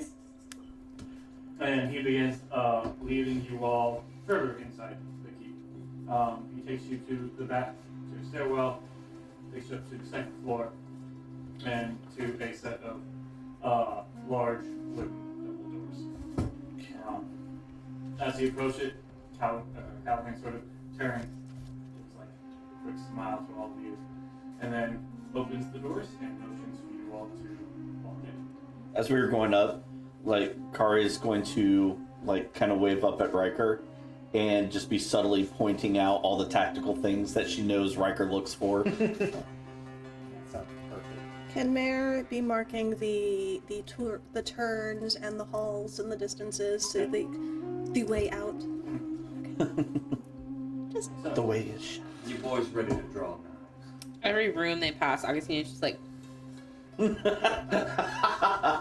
is, I feel like Rory's doing the same thing too. it is mainly closed doors down the hallways that y'all are going. You want to hold up just so, as these doors Yes, open burning and you all walk in, as you walk in, you see a large stone room. One of the back walls, directly opposite from the door itself, is broken. The whole wall seems to have crumbled and is open. And behind it you see the sea stretching out before you. In one of the back corners you see sitting on a chair the large Goliath form of Grovas, his great axe leaning against the wall next to him. In the center of the room you see a large table, and carved into the top of it is a detailed map of Andrea. Lying beneath it you see the gray fur of a direwolf, whose head slowly lifts as you all walk in, and just look at you all. Standing. Wait. Time out. Hold up, yeah. So this direwolf is under the table, or like the table? The The direwolf is the table. Direwolf's laying under the table. Okay. Good. Okay, I thought you were saying like the Yeah. map was laying I on was a like- direwolf table, and I'm sitting there You like, skinned and kept alive a direwolf on your table. what kind of This is like sick bastard are you? I just switched my idea of what this place is. Table, Yeah, yeah. And the top of the table is essentially a map. Got you. And underneath it, laying down. It's a direwolf. Got you. Okay, much better now. Like, kind of crouches down and goes, I wanted you for a backpack. You see, standing on a stool next to the table is Dimple. He's currently pointing at an area on the table. You see, standing next to him is what appears to be a bird, but humanoid. Standing on two legs with their arms leaning on the table, a set of wings folded on their back. Almost eagle-like in appearance. And finally, you see standing next to the table, their back against the open wall, you see a human man in his early 50s. A large and imposing figure with a gentle expression on his face, having the countenance of a seasoned commander. A well-groomed golden hair and a golden mustache that's almost handlebar appearance. He looks up at you all and says, "Welcome to Eastwatch. You must be Callahan's cadre. Please come in. I'm sure you have plenty of questions. I, for one, am Ballasfar, commander of the Knights of the Golden Shield. You're all welcome here. Please, come in. And as you sort of step in, Calvin closes the doors. Looking at the map that is on the table as we approach, like how much more detailed is it than what we're normally used to seeing? I mean, not extensively more detailed. It is very much like, okay, there is forest, there are mountains, there is capital, there are the major cities, there are the towns. Okay. Is there stuff on it marking things? Like battle map style where they've got like... Does No. it look like risk? No, there doesn't. You don't see markings as if this were to be an active campaign setting. Cool. Yeah, so if you don't mind me just cutting to the point, what exactly are we doing here? Well, perhaps a little history might be the best way to go into this.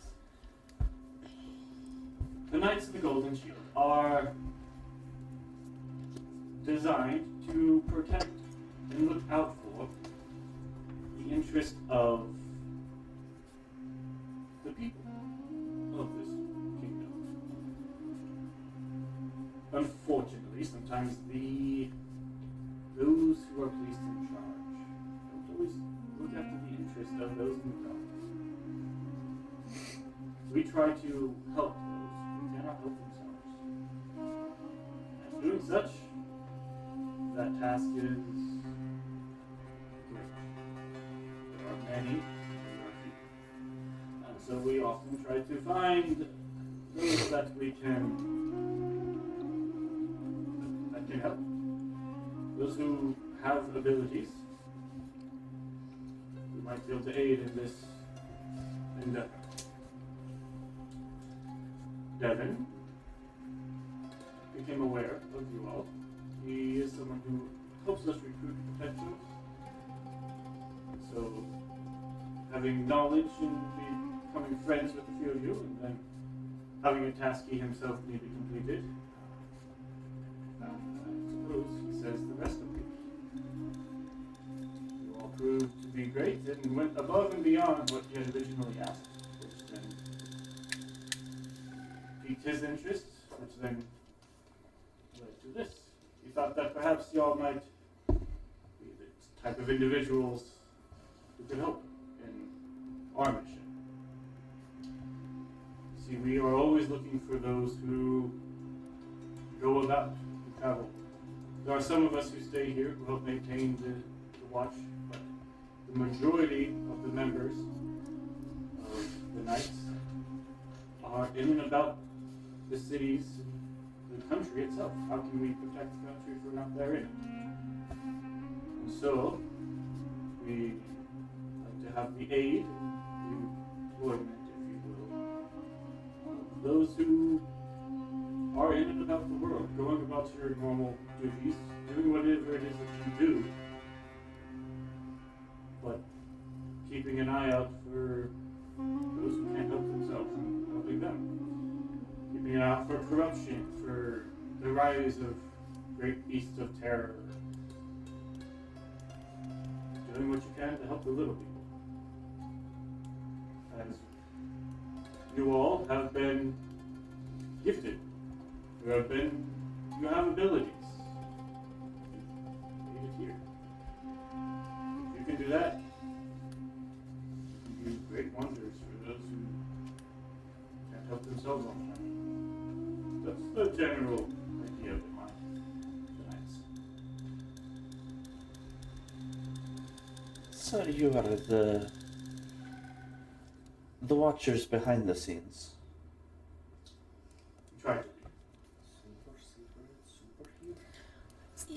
I don't, so...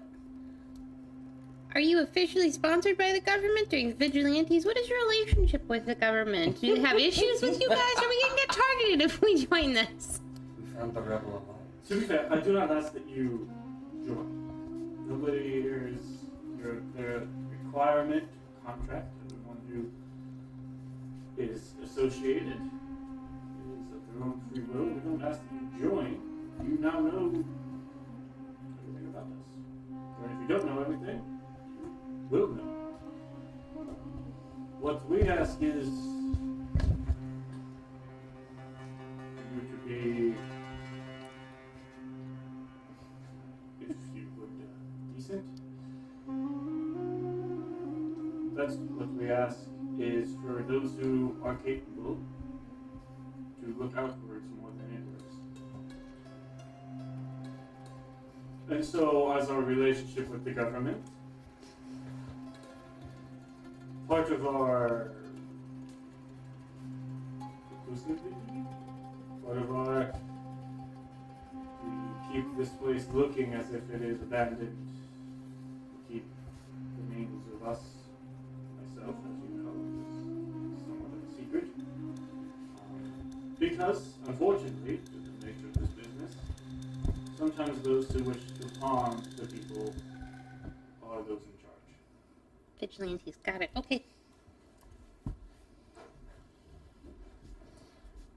So you do not have to, if you do indeed wish to aid us in our mission of helping people, we don't have secret decoder rings or anything.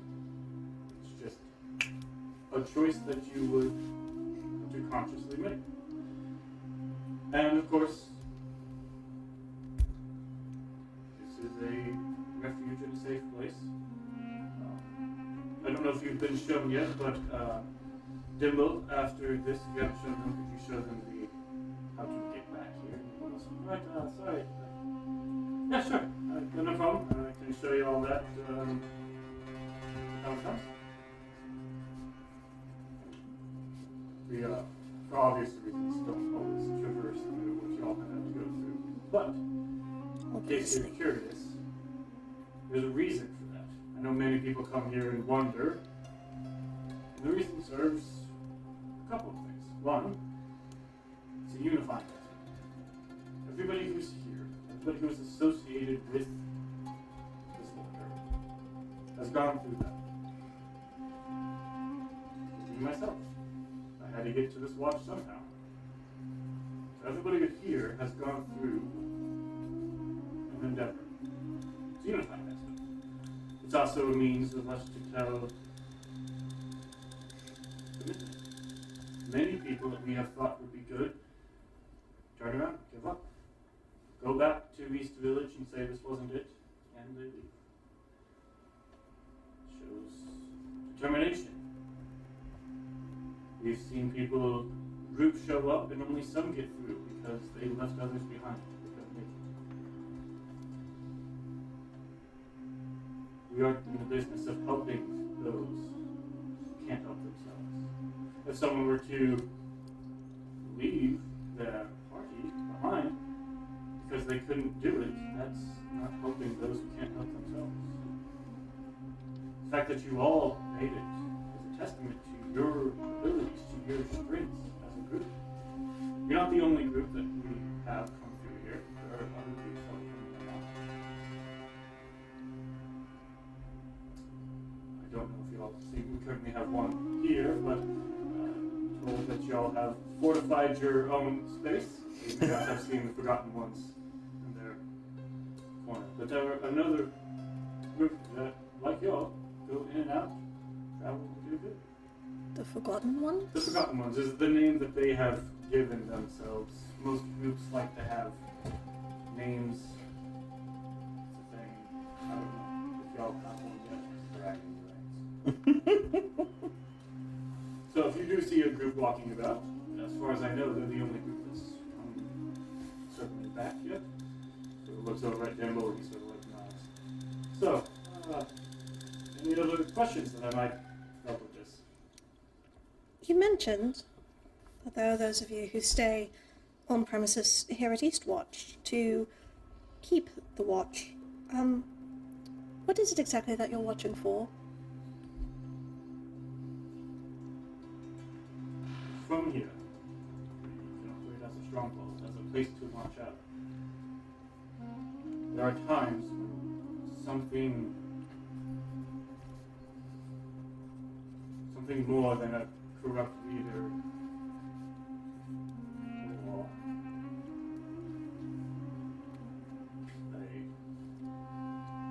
a being wishes to take over something. We've dealt with minor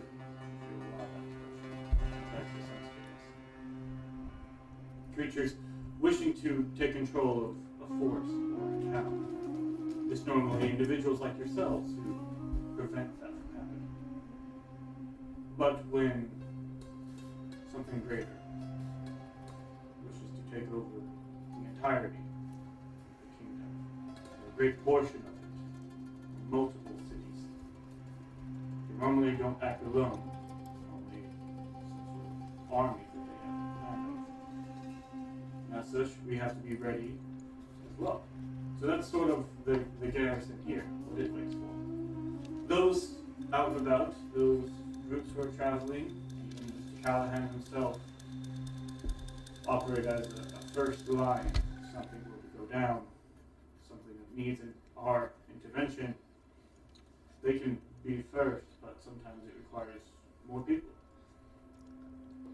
We exist in a position to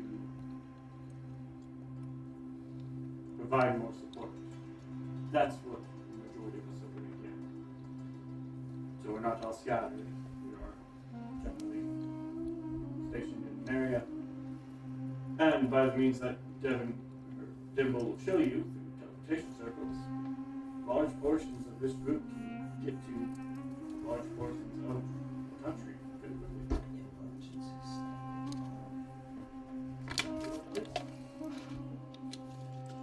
Christina, you said that you were wanting to visit a library of sorts. Cognispire, yeah, Cognispire. Is that something that you have a teleportation circle access to? Or means of transporting? Well, so it looks like Dimble and Dimble goes, you just want to go there. I have some history of that place, and I can tell you assuredly, they are a little selective sometimes when you come in and out. And if you don't know the circles to get in, they're not widely shared. So, unfortunately, I'm here, so I sort of control the circles here, don't have a means to get you to Cognispire. If you want to know something about it, I might be able to figure out after this. Okay, cool, thanks. Of course. You say there are other members of this organization out and about, wandering the wilds, performing good deeds, perhaps one would call them. How is it that they are identified as affiliated with your organization? It seems to me you must have some way of knowing who one's allies are. Those of us who know of this place, like we said, we look for those who are doing good. But it's their actions that will tell. And if we come across somebody who seems good, seems to be doing the things that we are attempting to do ourselves, somebody might attempt to recruit them. Tell them, go to Eastwatch, you seem to be doing good things. Forgive me, I think you misunderstand my question. Say these forgotten ones, for example.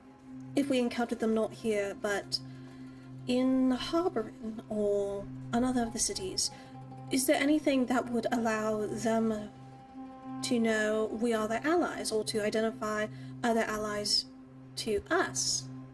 No. As we said, there isn't necessarily any token or emblem that we carry. Our organization, our unity, comes from our deeds.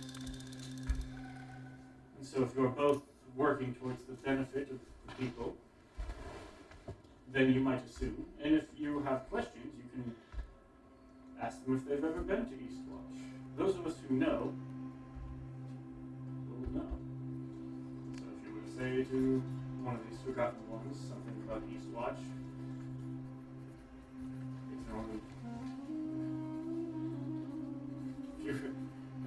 as happened to some of our recruiters, someone else recruited them. They made the journey, went back out in the world. Another recruiter found them, told them to go to Eastwatch, and they almost laughed in their face and said, "We've been there. That journey sucks. I'm not doing the journey again. I'll take a portal." Sort of the those of us who know. And so Kind of an inside joke then. So if, for example, on our journeys, if we happened to be assisting, say, a village in a forest beset by a green dragon, and felt incapable of solving the problem ourselves, daunted perhaps by the task ahead of us, we would have no means of identifying a source of aid or ally to assist us in this endeavor. in the immediate sense, no. If another team were to be nearby, somebody who is aware, if they truly believe in the task that we are attempting to achieve here, they would jump in and help. So if there are others helping, then you might assume. But no, we do not have, as a nature of our work and how we sometimes can go against those in charge, for safety, we don't have tokens, but also, again, there's no contract, there's no requirement. Your deeds alone are what set you apart. So, I suppose based on that, like if we were wanting to look at a history, you guys don't really keep records? You're wanting a history of what we've done? I'm just thinking, like if I want to do research on my own time about you guys, do you have record books or like a little library, a little place that we can read stories about you guys? The stories we have are the stories that people come back and tell us, and then we do try to document, but most of our histories are carried with us. There are some that are written out, some feats, some acts. If you wish to start documenting your own journeys, and share those with us, the deeds you do, we won't deny those, but it's not that we have someone designated to take down. The only things we have is what people have written down and shared with us. You don't have a librarian? Obviously, you're just gonna say to yourself, that seems like poor management. Where, like, with the ones you do have written down, where are they if we do want to look? Well, if you're looking for those, people could probably also help you find those. They would be in the third floor of the keep. Probably, I believe it's far. Sort of looks at Dimble and Dimble goes, "If you're looking for it, it'll be the third floor. Go down the far hallway off to the right." I don't know, Christina. It sounds like the stories might be something more like that was the day in the year when the village wasn't destroyed. It doesn't sound very interesting reading. You never know what you can find in books. Books are important. They take you to new worlds. Yeah, they're almost magical. It's like a rainbow bridge. One might perchance call it a reading rainbow. That's a good one. That's a good one. You should maybe take a look in a book. You might find that. Like butterflies in the sky. But I hear I found those yesterday. You ever start a song and just immediately diss on butterflies? Wonderful. I love that one. Like a little white dog with brown eye patch. Yes. Yep. That's the librarian. Yes, I can see that. PBS, if you're seeing this, please don't Please, I don't know what you're talking this about. Is probably like The best advertising. I've got it in a long time. Well, if we need My brother other just went off the air, questions, like, then I'm Exactly. what else are we supposed to do? So, there are no missions, per se. There are no orders for the standing army. yeah. There's Not exactly. Now, there are times when we might hear something. We do have scouts. That's actually what Cleek here was just telling us. He's our head scout. He was informing us of... that's Birdman, Yeah, Birdman. Harvey Birdman. He was informing us of a possible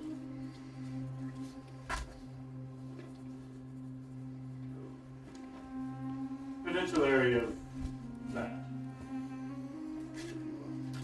of that that they have scouted. And so we were about to send out a team to assess the danger within the place and see if one of our groups or some of us here would need to go.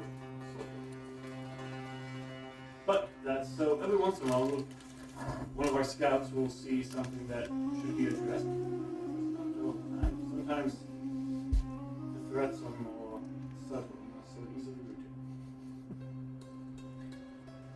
So we are out about. We don't receive any sort of orders or mission. It's just be good boys, go do things. If there is Or something girls. of a major sense My that bad. were to arise, that in which we felt the need of additional people, then word might come to one of you asking for aid. Gotcha. But no, there's no thing here. Go check it out. Well, in the interest for altruistic doing of good, I find that I don't wish to die in the battlefield. And forgive me if I sound somewhat selfish, but what sort of assistance do we get from this organization? Is there anything to help? Information, tools, etc., etc.? You have access to everything that could be here. Which isn't much. But then once And you we still have to pay for it, of course. But then you also have, in the same way that one of us might contact you, if you have means of contacting others, you can reach out. If you can reach out over great distances, I mean, I have to be pretty close by, but if one of you have those abilities, you could reach out to somebody you meet here, or Dimble himself, Rovas, or somebody, and ask for help. It is. We can send help. Augustina's gonna turn to Gray and very quietly be like, Is it just me or does it seem like Dimple actually runs everything? Kind of don't like this boss, don't you? Do it. sometimes they happen. So in similar vein to my friend's question, could one procure information here? The library that you have, or that would also be good, but yeah. I'm interested in information. If you're looking for information, things that we have collected, it's not sensitive, but if you are, then yes, the library would be that. If you're looking for something specific, talking to those around here, some people have good stories but aren't too much of writers. That Well- is at least a starting point. Now, as far as items, there may not be much of a magical nature here, because generally those of you who are out doing the goods, what you find you keep for yourself. And so the things we have here are requirements to keep this place afloat. The arms that the people carry are the arms they find or bring themselves. So what kind of accountability do you have for you? Your stories are not recorded. Is there a lot of research that goes into fact checking what is told and what happens? Or is it a, hey, we did a thing and some good things happened, while a village burns with everyone dead and they walk into heroes saying we did a good thing? Or like, if there's no records and there's no accounting, there is no... That doesn't sound like a lot. I'm just curious as to what exactly is your accountability? He has a point. You never know when you might hire a criminal. Sure. There isn't always the Excuse me. I thought you didn't get swamp rock. I just didn't have enough to drink last night. No, I had plenty for all of us. if somebody were to have deceitful intentions when telling us, someone would come in and say, village burned, but we killed the baddie. We often like to go and check on the village that burned, see what we can find, to see if there are, because sometimes people will go and kill the baddie and don't stick around to provide the follow-up. They killed the bad thing, and they don't stick around to provide support for those who remain. Whenever we do hear that somebody in our organization, or that somebody, period, has assisted in a means where others were hurt, we like to, if possible, go in and help with the reconstruction, provide aid where we can. That doesn't always happen. Everyone's focused so intently on stopping the bad, people forget that there is an after effect. And, of course, in doing so, we discovered that there was deceit in what we were told. We go forth with that knowledge. Pardon me. I don't know how to say this any differently, but like, what is the point of you? Because it seems like. No, I think Augustina has a point. It seems like those who are inclined to do good would do good whether they were part of this organization or not. And like, it's not like we get a discount on any sort of resources. And apparently we could be getting ourselves in trouble with the government. And there's no accountability or overwatch on groups. And like, rebuilding things that have been destroyed is just basic humanitarian efforts. Which is surprisingly lacking. But I do see. I don't disagree with you. I'm just saying it's basic humanitarian efforts. Like, what is the point? What is the point of you? There is, in your standard day-to-day, we don't do much, which is actually ideal. The less we do, the less we have to do, the better it is. The more that people are just acting out of the good nature of who they are, that's better for everybody. What we do is help out when others won't. That is the big thing here. Now, most of the time, nothing else will kick off. But every once in a while, and it is rare, something great will happen. Some terrible person will rise up. And nobody will do anything. So it's kind of like you got your city gods and people running around, and when things get really bad, you have like a giant signal of some like we need a creature that you sign up. Oh, like a griffin. Yes, a griffin, you know, a riffle puff or something like that. And so you come swooping in with your like group repellent shark spray or something like that. things get all right, or like.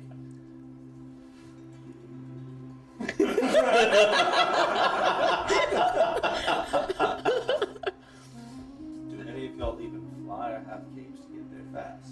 I assume he does. I'm just gonna point at the. I have wings.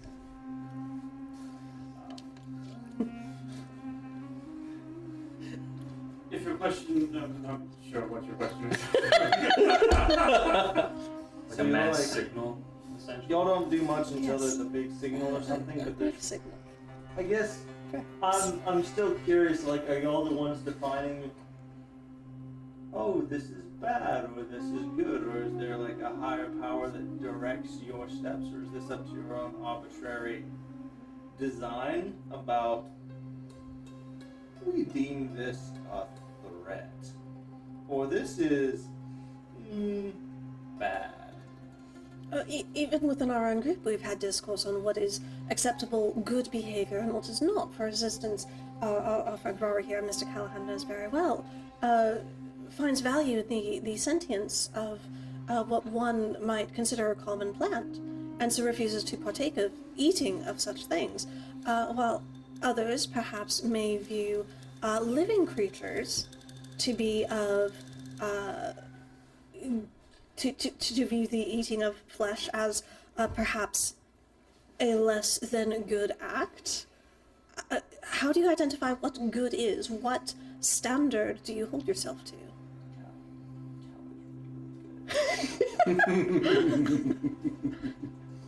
No, Certain cow is cuts are evil, better we than must others. eat. Not The to- standard that we hold ourselves to is Eating. harming people. So, It is being conscious of. So, you say that, but are you dismantling systems of oppression, such as capitalism, patriarchy? Across the sea, there are entire lands rife with slavery and oppression. Yes, we are aware of those. And if we could, we would help. We can barely help within our own lands. You know that the mere act of travel can be a danger. And it is so dangerous for a family to travel from Bronsley to Harvard. The Shield can barely keep the Kingsway safe. We are not many in a large kingdom. If we had the resources, the manpower, we would love to travel, to expand, to help everyone in the world who needs it. We can barely help those here. And I'm sure you've seen it. There's plenty of wrong happening throughout this kingdom.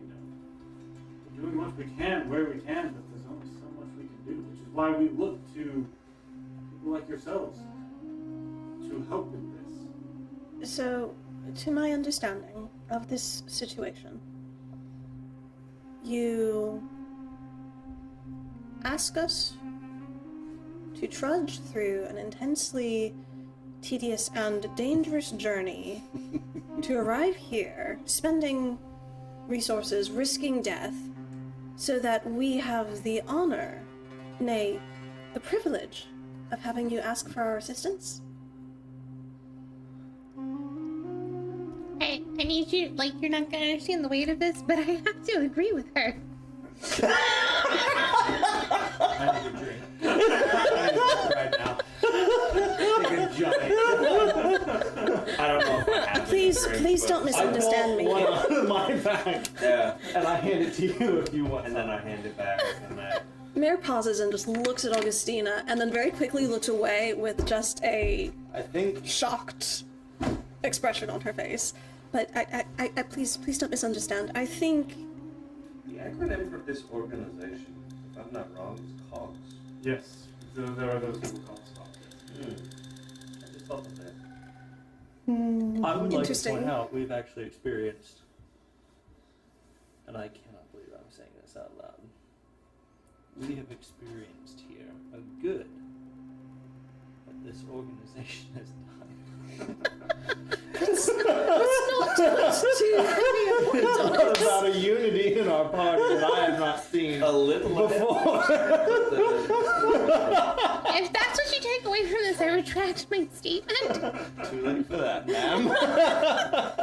I see the work that you are trying to inspire others to do, to be compassionate in our actions and to be assisting those that we can, and I think that is a noble endeavor. I'm just curious as to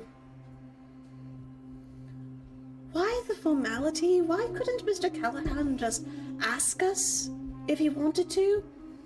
The trappings and traditions that are bound up in this journey and trial, which, excuse me, seems more like hazing, just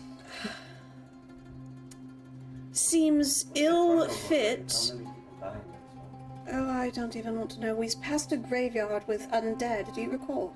Yeah, that was suck. People at one point used to live there, and we're not going to get into that because I am horrified just imagining the history and no. Let's not. Your front door sucks. Very much. Yes, yes, it That's another does. question. Why on earth, with all the good that you do in the world, is there so much evil and depraved things right outside your front door? I did not mean to interrupt, Miss Mail. Please forgive me. No, I think it speaks to somewhat of the point that I'm making. You're asking us to do good in the world, and when we have not seen evidence of your works, what basis, what authority do you have to ask this of us when we have already, I think, perhaps stood truer to your mission, what you claim it to be, than you yourselves to all evidence?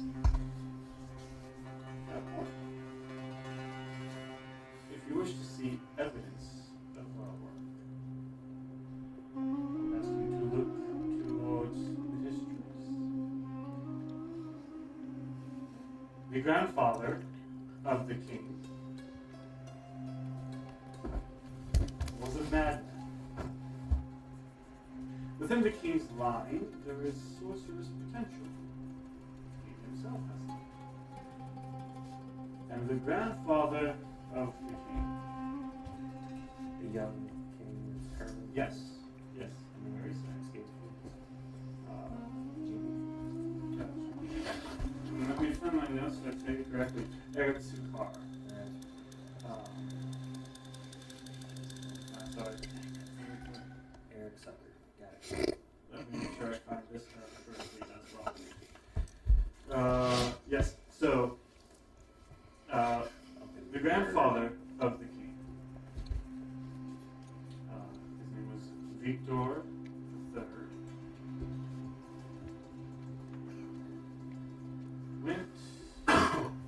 he went mad. Of course, he was named Victor. What else did you expect? He It's like the middle of people. That was not intentional. That's not canon. he wished to That was uncanon. destroy the entirety of the capital. Burn. He wished to burn all the people. Once upon a time, we were all actually knights.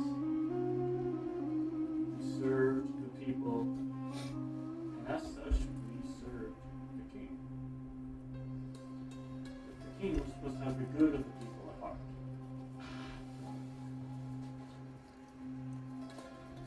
Did you serve this king directly? Yes. Could you describe for me this king? Victor III, and I served him in his later years. His hair got most of his life. He spent his days sitting in the throne room, muttering and raving, willfully potentially burning anybody who he deemed problematic, foul, fitly alive. This description doesn't sound familiar to me. We serve the people. And they thought that meant serving the king. When in fact, the king was harming the people. We, myself specifically, killed the king to save the people. His son, current king's father, understood that necessity. Of course, he couldn't have us protecting his family anymore, so he officially disbanded and banished, if you will, the Knights of the Golden Shield. But my oaths, the oaths of us who were there that day, to the people, protecting them. We couldn't just stop because we had done our duty. We relocated, became slightly more secretive in our actions, and continued to look out for the good of the people. A few years ago, Robas himself aided in the stopping of a plot that started in this kingdom. It traveled to different parts of the world. The source of it was here. And so Robas went to investigate. This plot was to revive a titan. So I don't know if you know any history of the world, but there were once the gods' first creations, great beings known as titans. They were, at the command of the gods, all destroyed after a great war. And there's an organization that wished to bring one back. On hearing this, Robas went to investigate it. There was another group, not assigned to us, wasn't affiliated with us by any means, but they were already attempting to stop it. Robas joined them for a little while, attempting to aid in this process.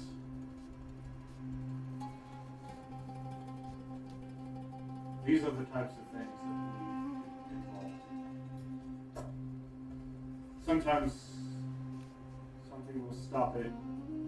People will stop threats before they get great. Sometimes they get great. Sometimes the people won't hear of the acts that are done because somebody stopped them. Sometimes kings are killed and everyone knows because they were bad. Sometimes great beings are stopped from being resurrected and nobody knows that anybody was even trying.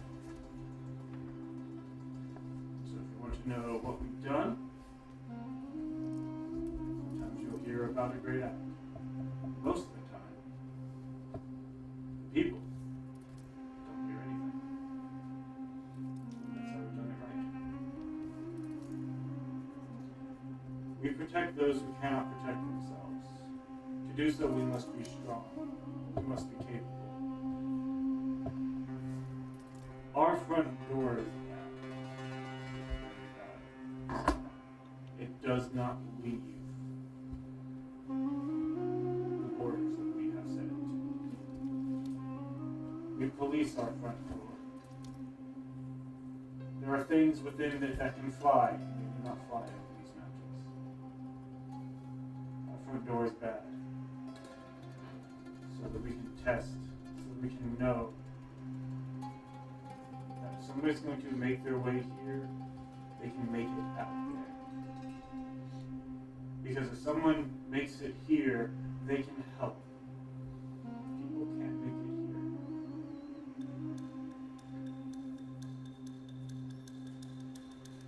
And yes, sometimes the recruiters mess up. sometimes those who we think are capable don't make it. We do everything we can to monitor those that we send into the trial, to help those, to pull them out when things get very bad. It's a big place, and sometimes we lose sight. Sometimes we can't get it there to save all those who are hurt. We can't stop every bad. Not enough. We try. You were not sent into there on your own. We do what we can to monitor those we send in. So when things get very bad, maybe if we possibly can intervene and try. But we can't jump in at the slightest. What is the trial? You all made it through. You all can do so much more. This place is open to you. If you ever need rest, get back to someplace with a circle that knows about us. Get back to one of our homes.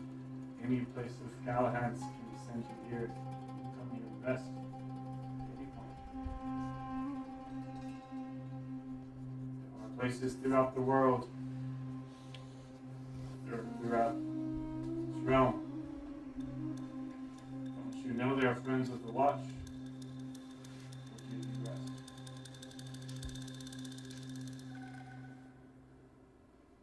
Will help you. What you've gained from coming here is friends. Some people of influence, and some just people have their own influence over what sphere they hold.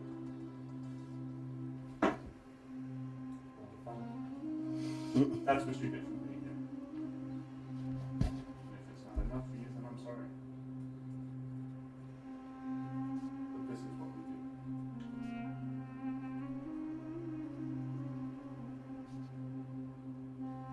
Any other questions?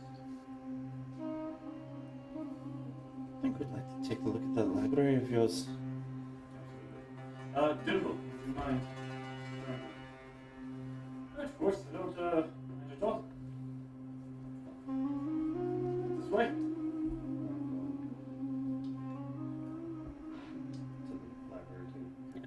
As you guys begin to leave, Valspar actually turns to you, Riker. Riker, would you stay for a moment? I do wish to speak to you. If you don't mind. That's true. This could be a barrel of laughs. Do you want one of us to stay with you? If you don't mind, I would prefer to speak with him. Right? That's not what the question that was asked. Thank you very much. I do believe if anyone were to stay, it would be Rory. So, should you have a problem with my brother staying, We can stay. You see, Gorlas sort of like get up pensively. Gorlas will be fine. Veek will protect me if something goes wrong. Sort of like smiles down at the wolf. Gorlas, the rest of the troop begin to exit the door. who's going to protect me if something goes poor? Rory has Little a tendency Devin. to run away. I just shoot a glance.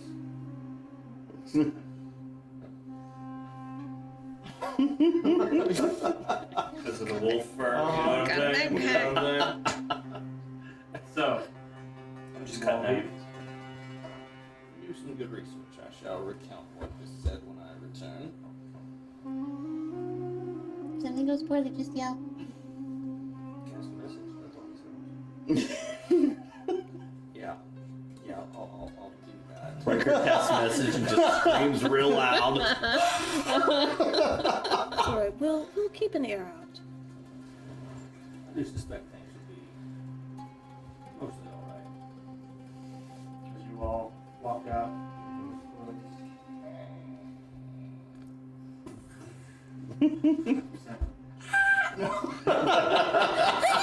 I just wanted to see if it worked. you see Val at this point. Val's bar turns, walks over to the little table. Draw draws a gun. Grabs the drink, turns, and hands you. And Rory will take it. Glasses, some sort of liquor or something. And hands one out to you. I appreciate that, but I do have a friend who would absolutely freak if I drank that. He puts the office one to Rory, which I would imagine Rory doesn't take. So he doesn't drink. No. What would happen if you gave it to Penelope,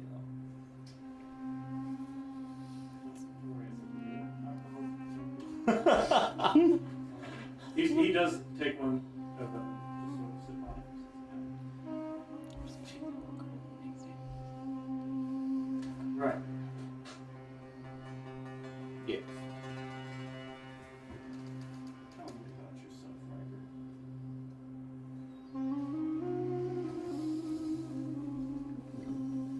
Well, see, your mama and daddy loved each other very much. And I came here. You. That's what I've been told. Riker, I like you to be honest. I didn't lie to you. No, you did not. But, Riker, you were not made from a mommy and a daddy. That is wildly concerning.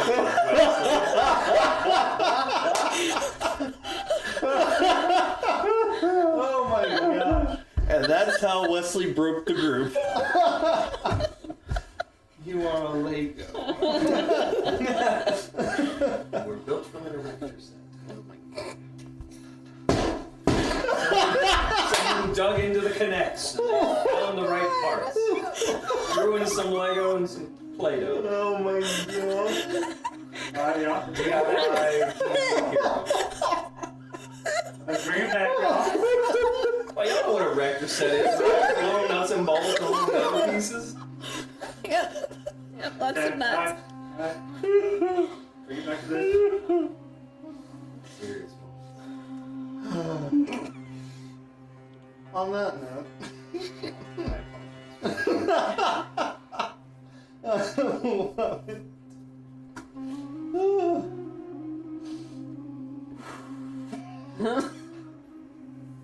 Tell me something else, please.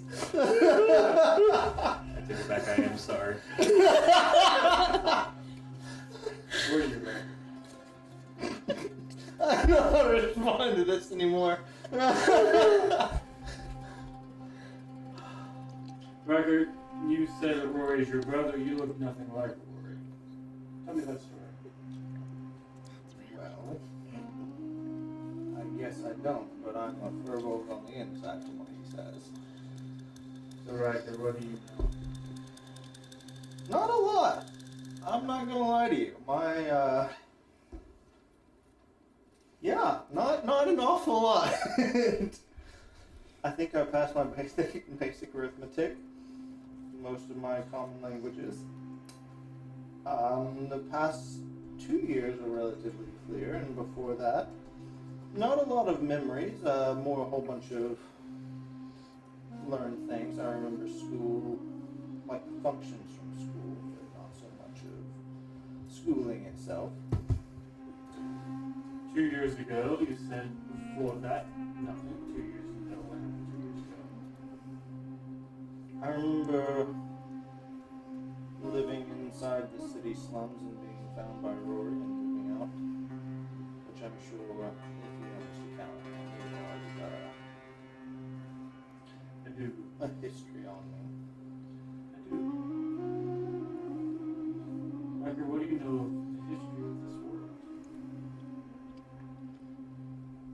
Sir, I don't mean to sound rude, but that's a stupid question because I don't even know my own history.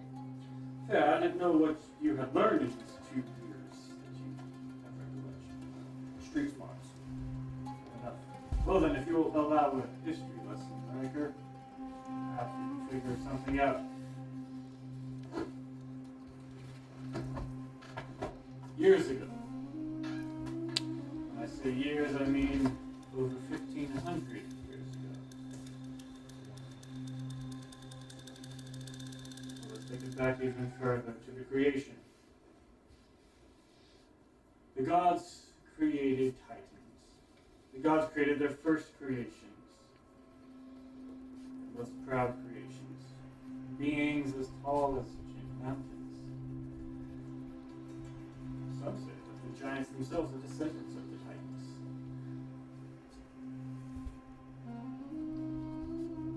The gods created the titans. The gods created the dragons.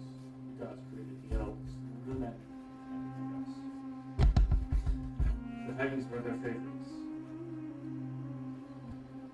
The titans lived for a long time. The titans discovered through alchemy and the study of the innate magics and dragons and other creatures have how to harness the arcane. The titans then managed to create the magics separate from the gifts of the gods.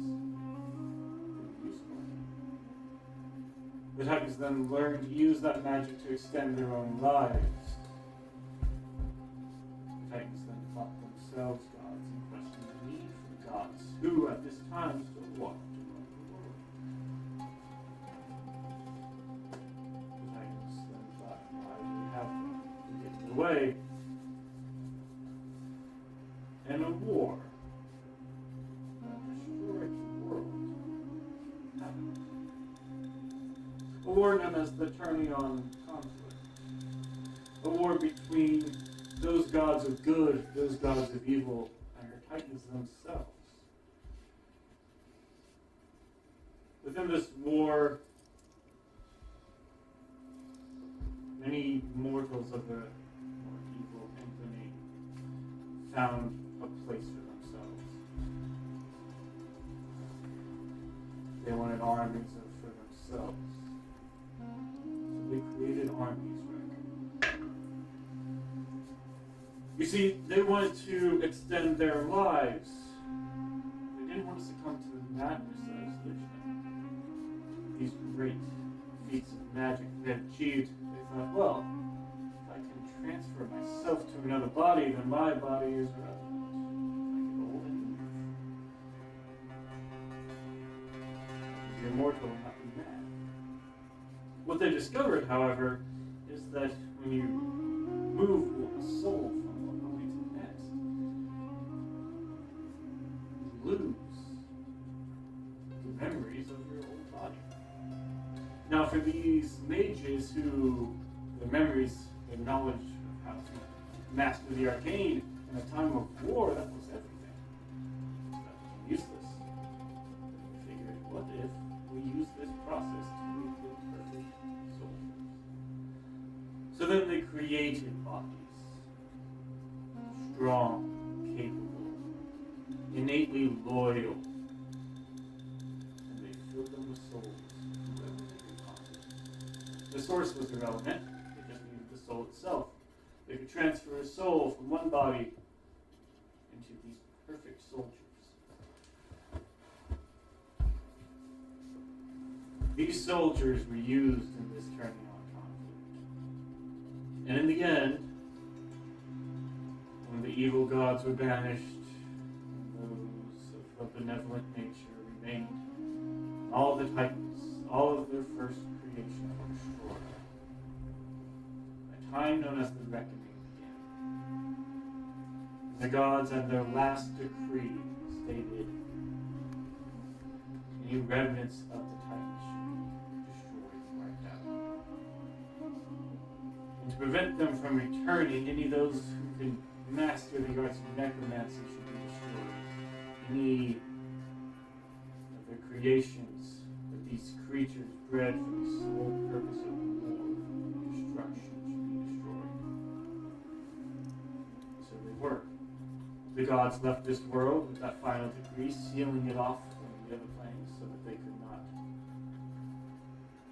inflict such conflict on that which they created. But those who remained were set to continue forth this reign. To hunt down those acts that were created in necromancy, to follow forth on the banishment of the practice of necromancy, something that, while not every governing body holds true to, it was the god's decree, so therefore necromancy should be banished. Riker, I tell you all this because you try to hide it, but you look exactly like a creature made for war. You have not the memories. You carry forth every known concept in the system. Riker, the last of these creatures, the last of these half-borns, were created, destroyed, almost 1,500 years ago. And yet you stand here. Now, perhaps you understand my concern. Our goal for this organization is to prevent harm. Turning on conflict is nothing but Riker. Everything I've heard about you, things I have seen, your demeanor itself speaks kindness. You have a brother who's so loyal he stands here with you. You believe now that you are in fact terrible, that which your original soul must be.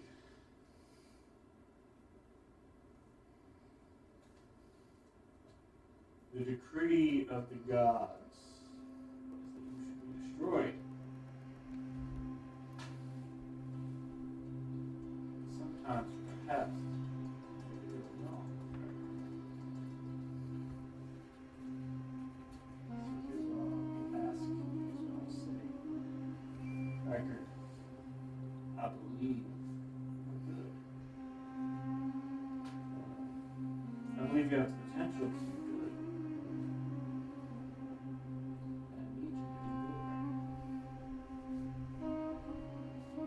You were created, made. Somebody ripped your soul from your body and put it into what you now have. You've done it once. I'm afraid that perhaps you aren't the only one running around this world. That's cause for concern.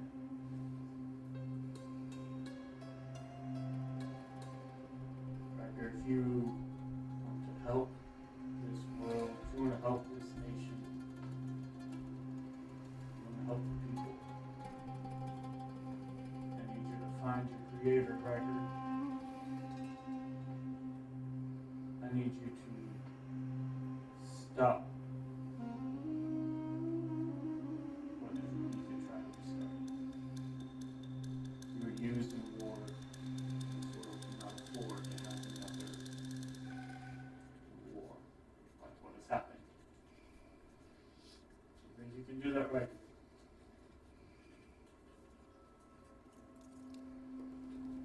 Sir, I mean, one, this is a lot to take in. You told me you're here to help out.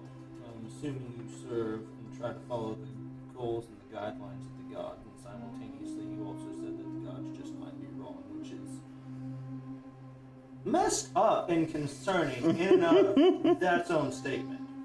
But I'll set that aside.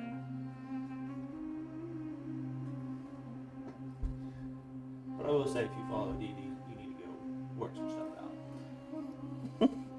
Side note. We're a group who has very little time together. You're the ones who are protecting from massive dangers in the world.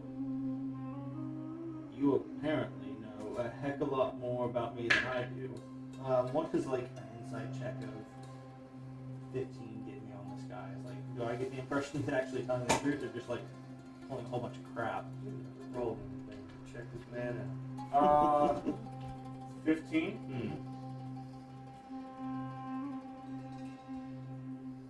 He is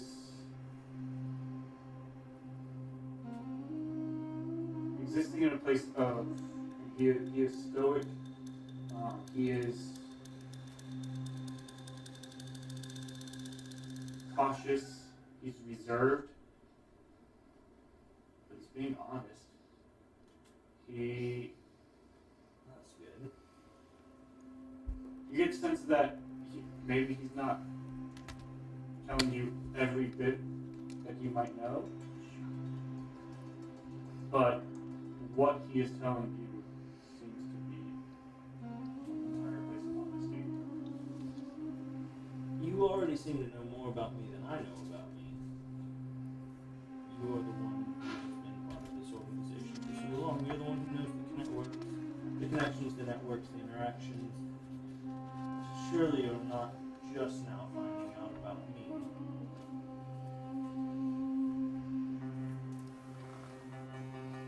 So what exactly is your point, aside from sending me, who has no idea about who I am, where I came from? And I promise you this, if there's some sort of magical boobaloo going on, I don't think I'm the one who's right now up to that task. Especially if there are more than me, like you said. Riker, this might come as a shock to you. But I did not, in fact, know who you were or what was happening. Like I said, we are do what we can, but whoever created you is going to be very thorough, and you're keeping what they're doing hidden. Callahan told me a description of you, but until I saw you in person, I couldn't know for sure.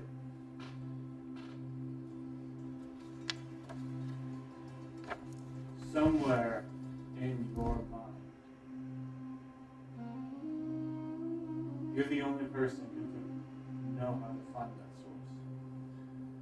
Now that we know that someone is in fact creating half-clones, or you're trying to find it, you said that you started in the slums of the capital. It's a great place to start looking. We will start looking there.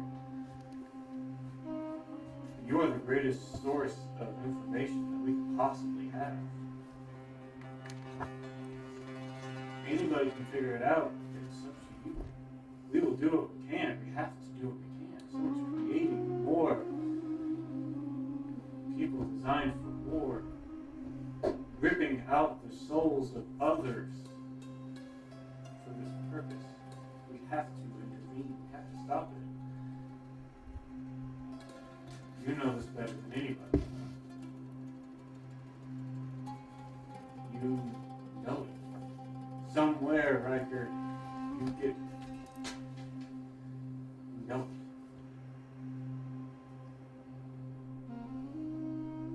So my entire existence is opposed to everything that the gods would want.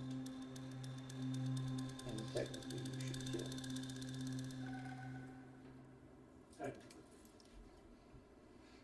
I'll think about your offer.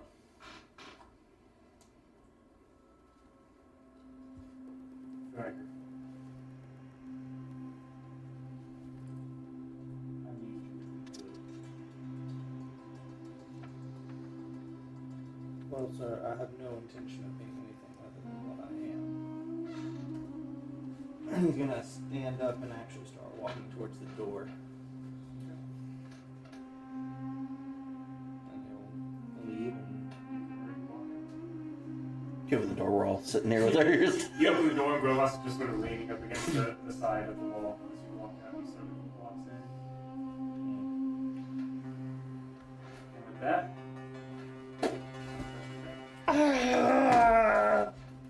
So much lore.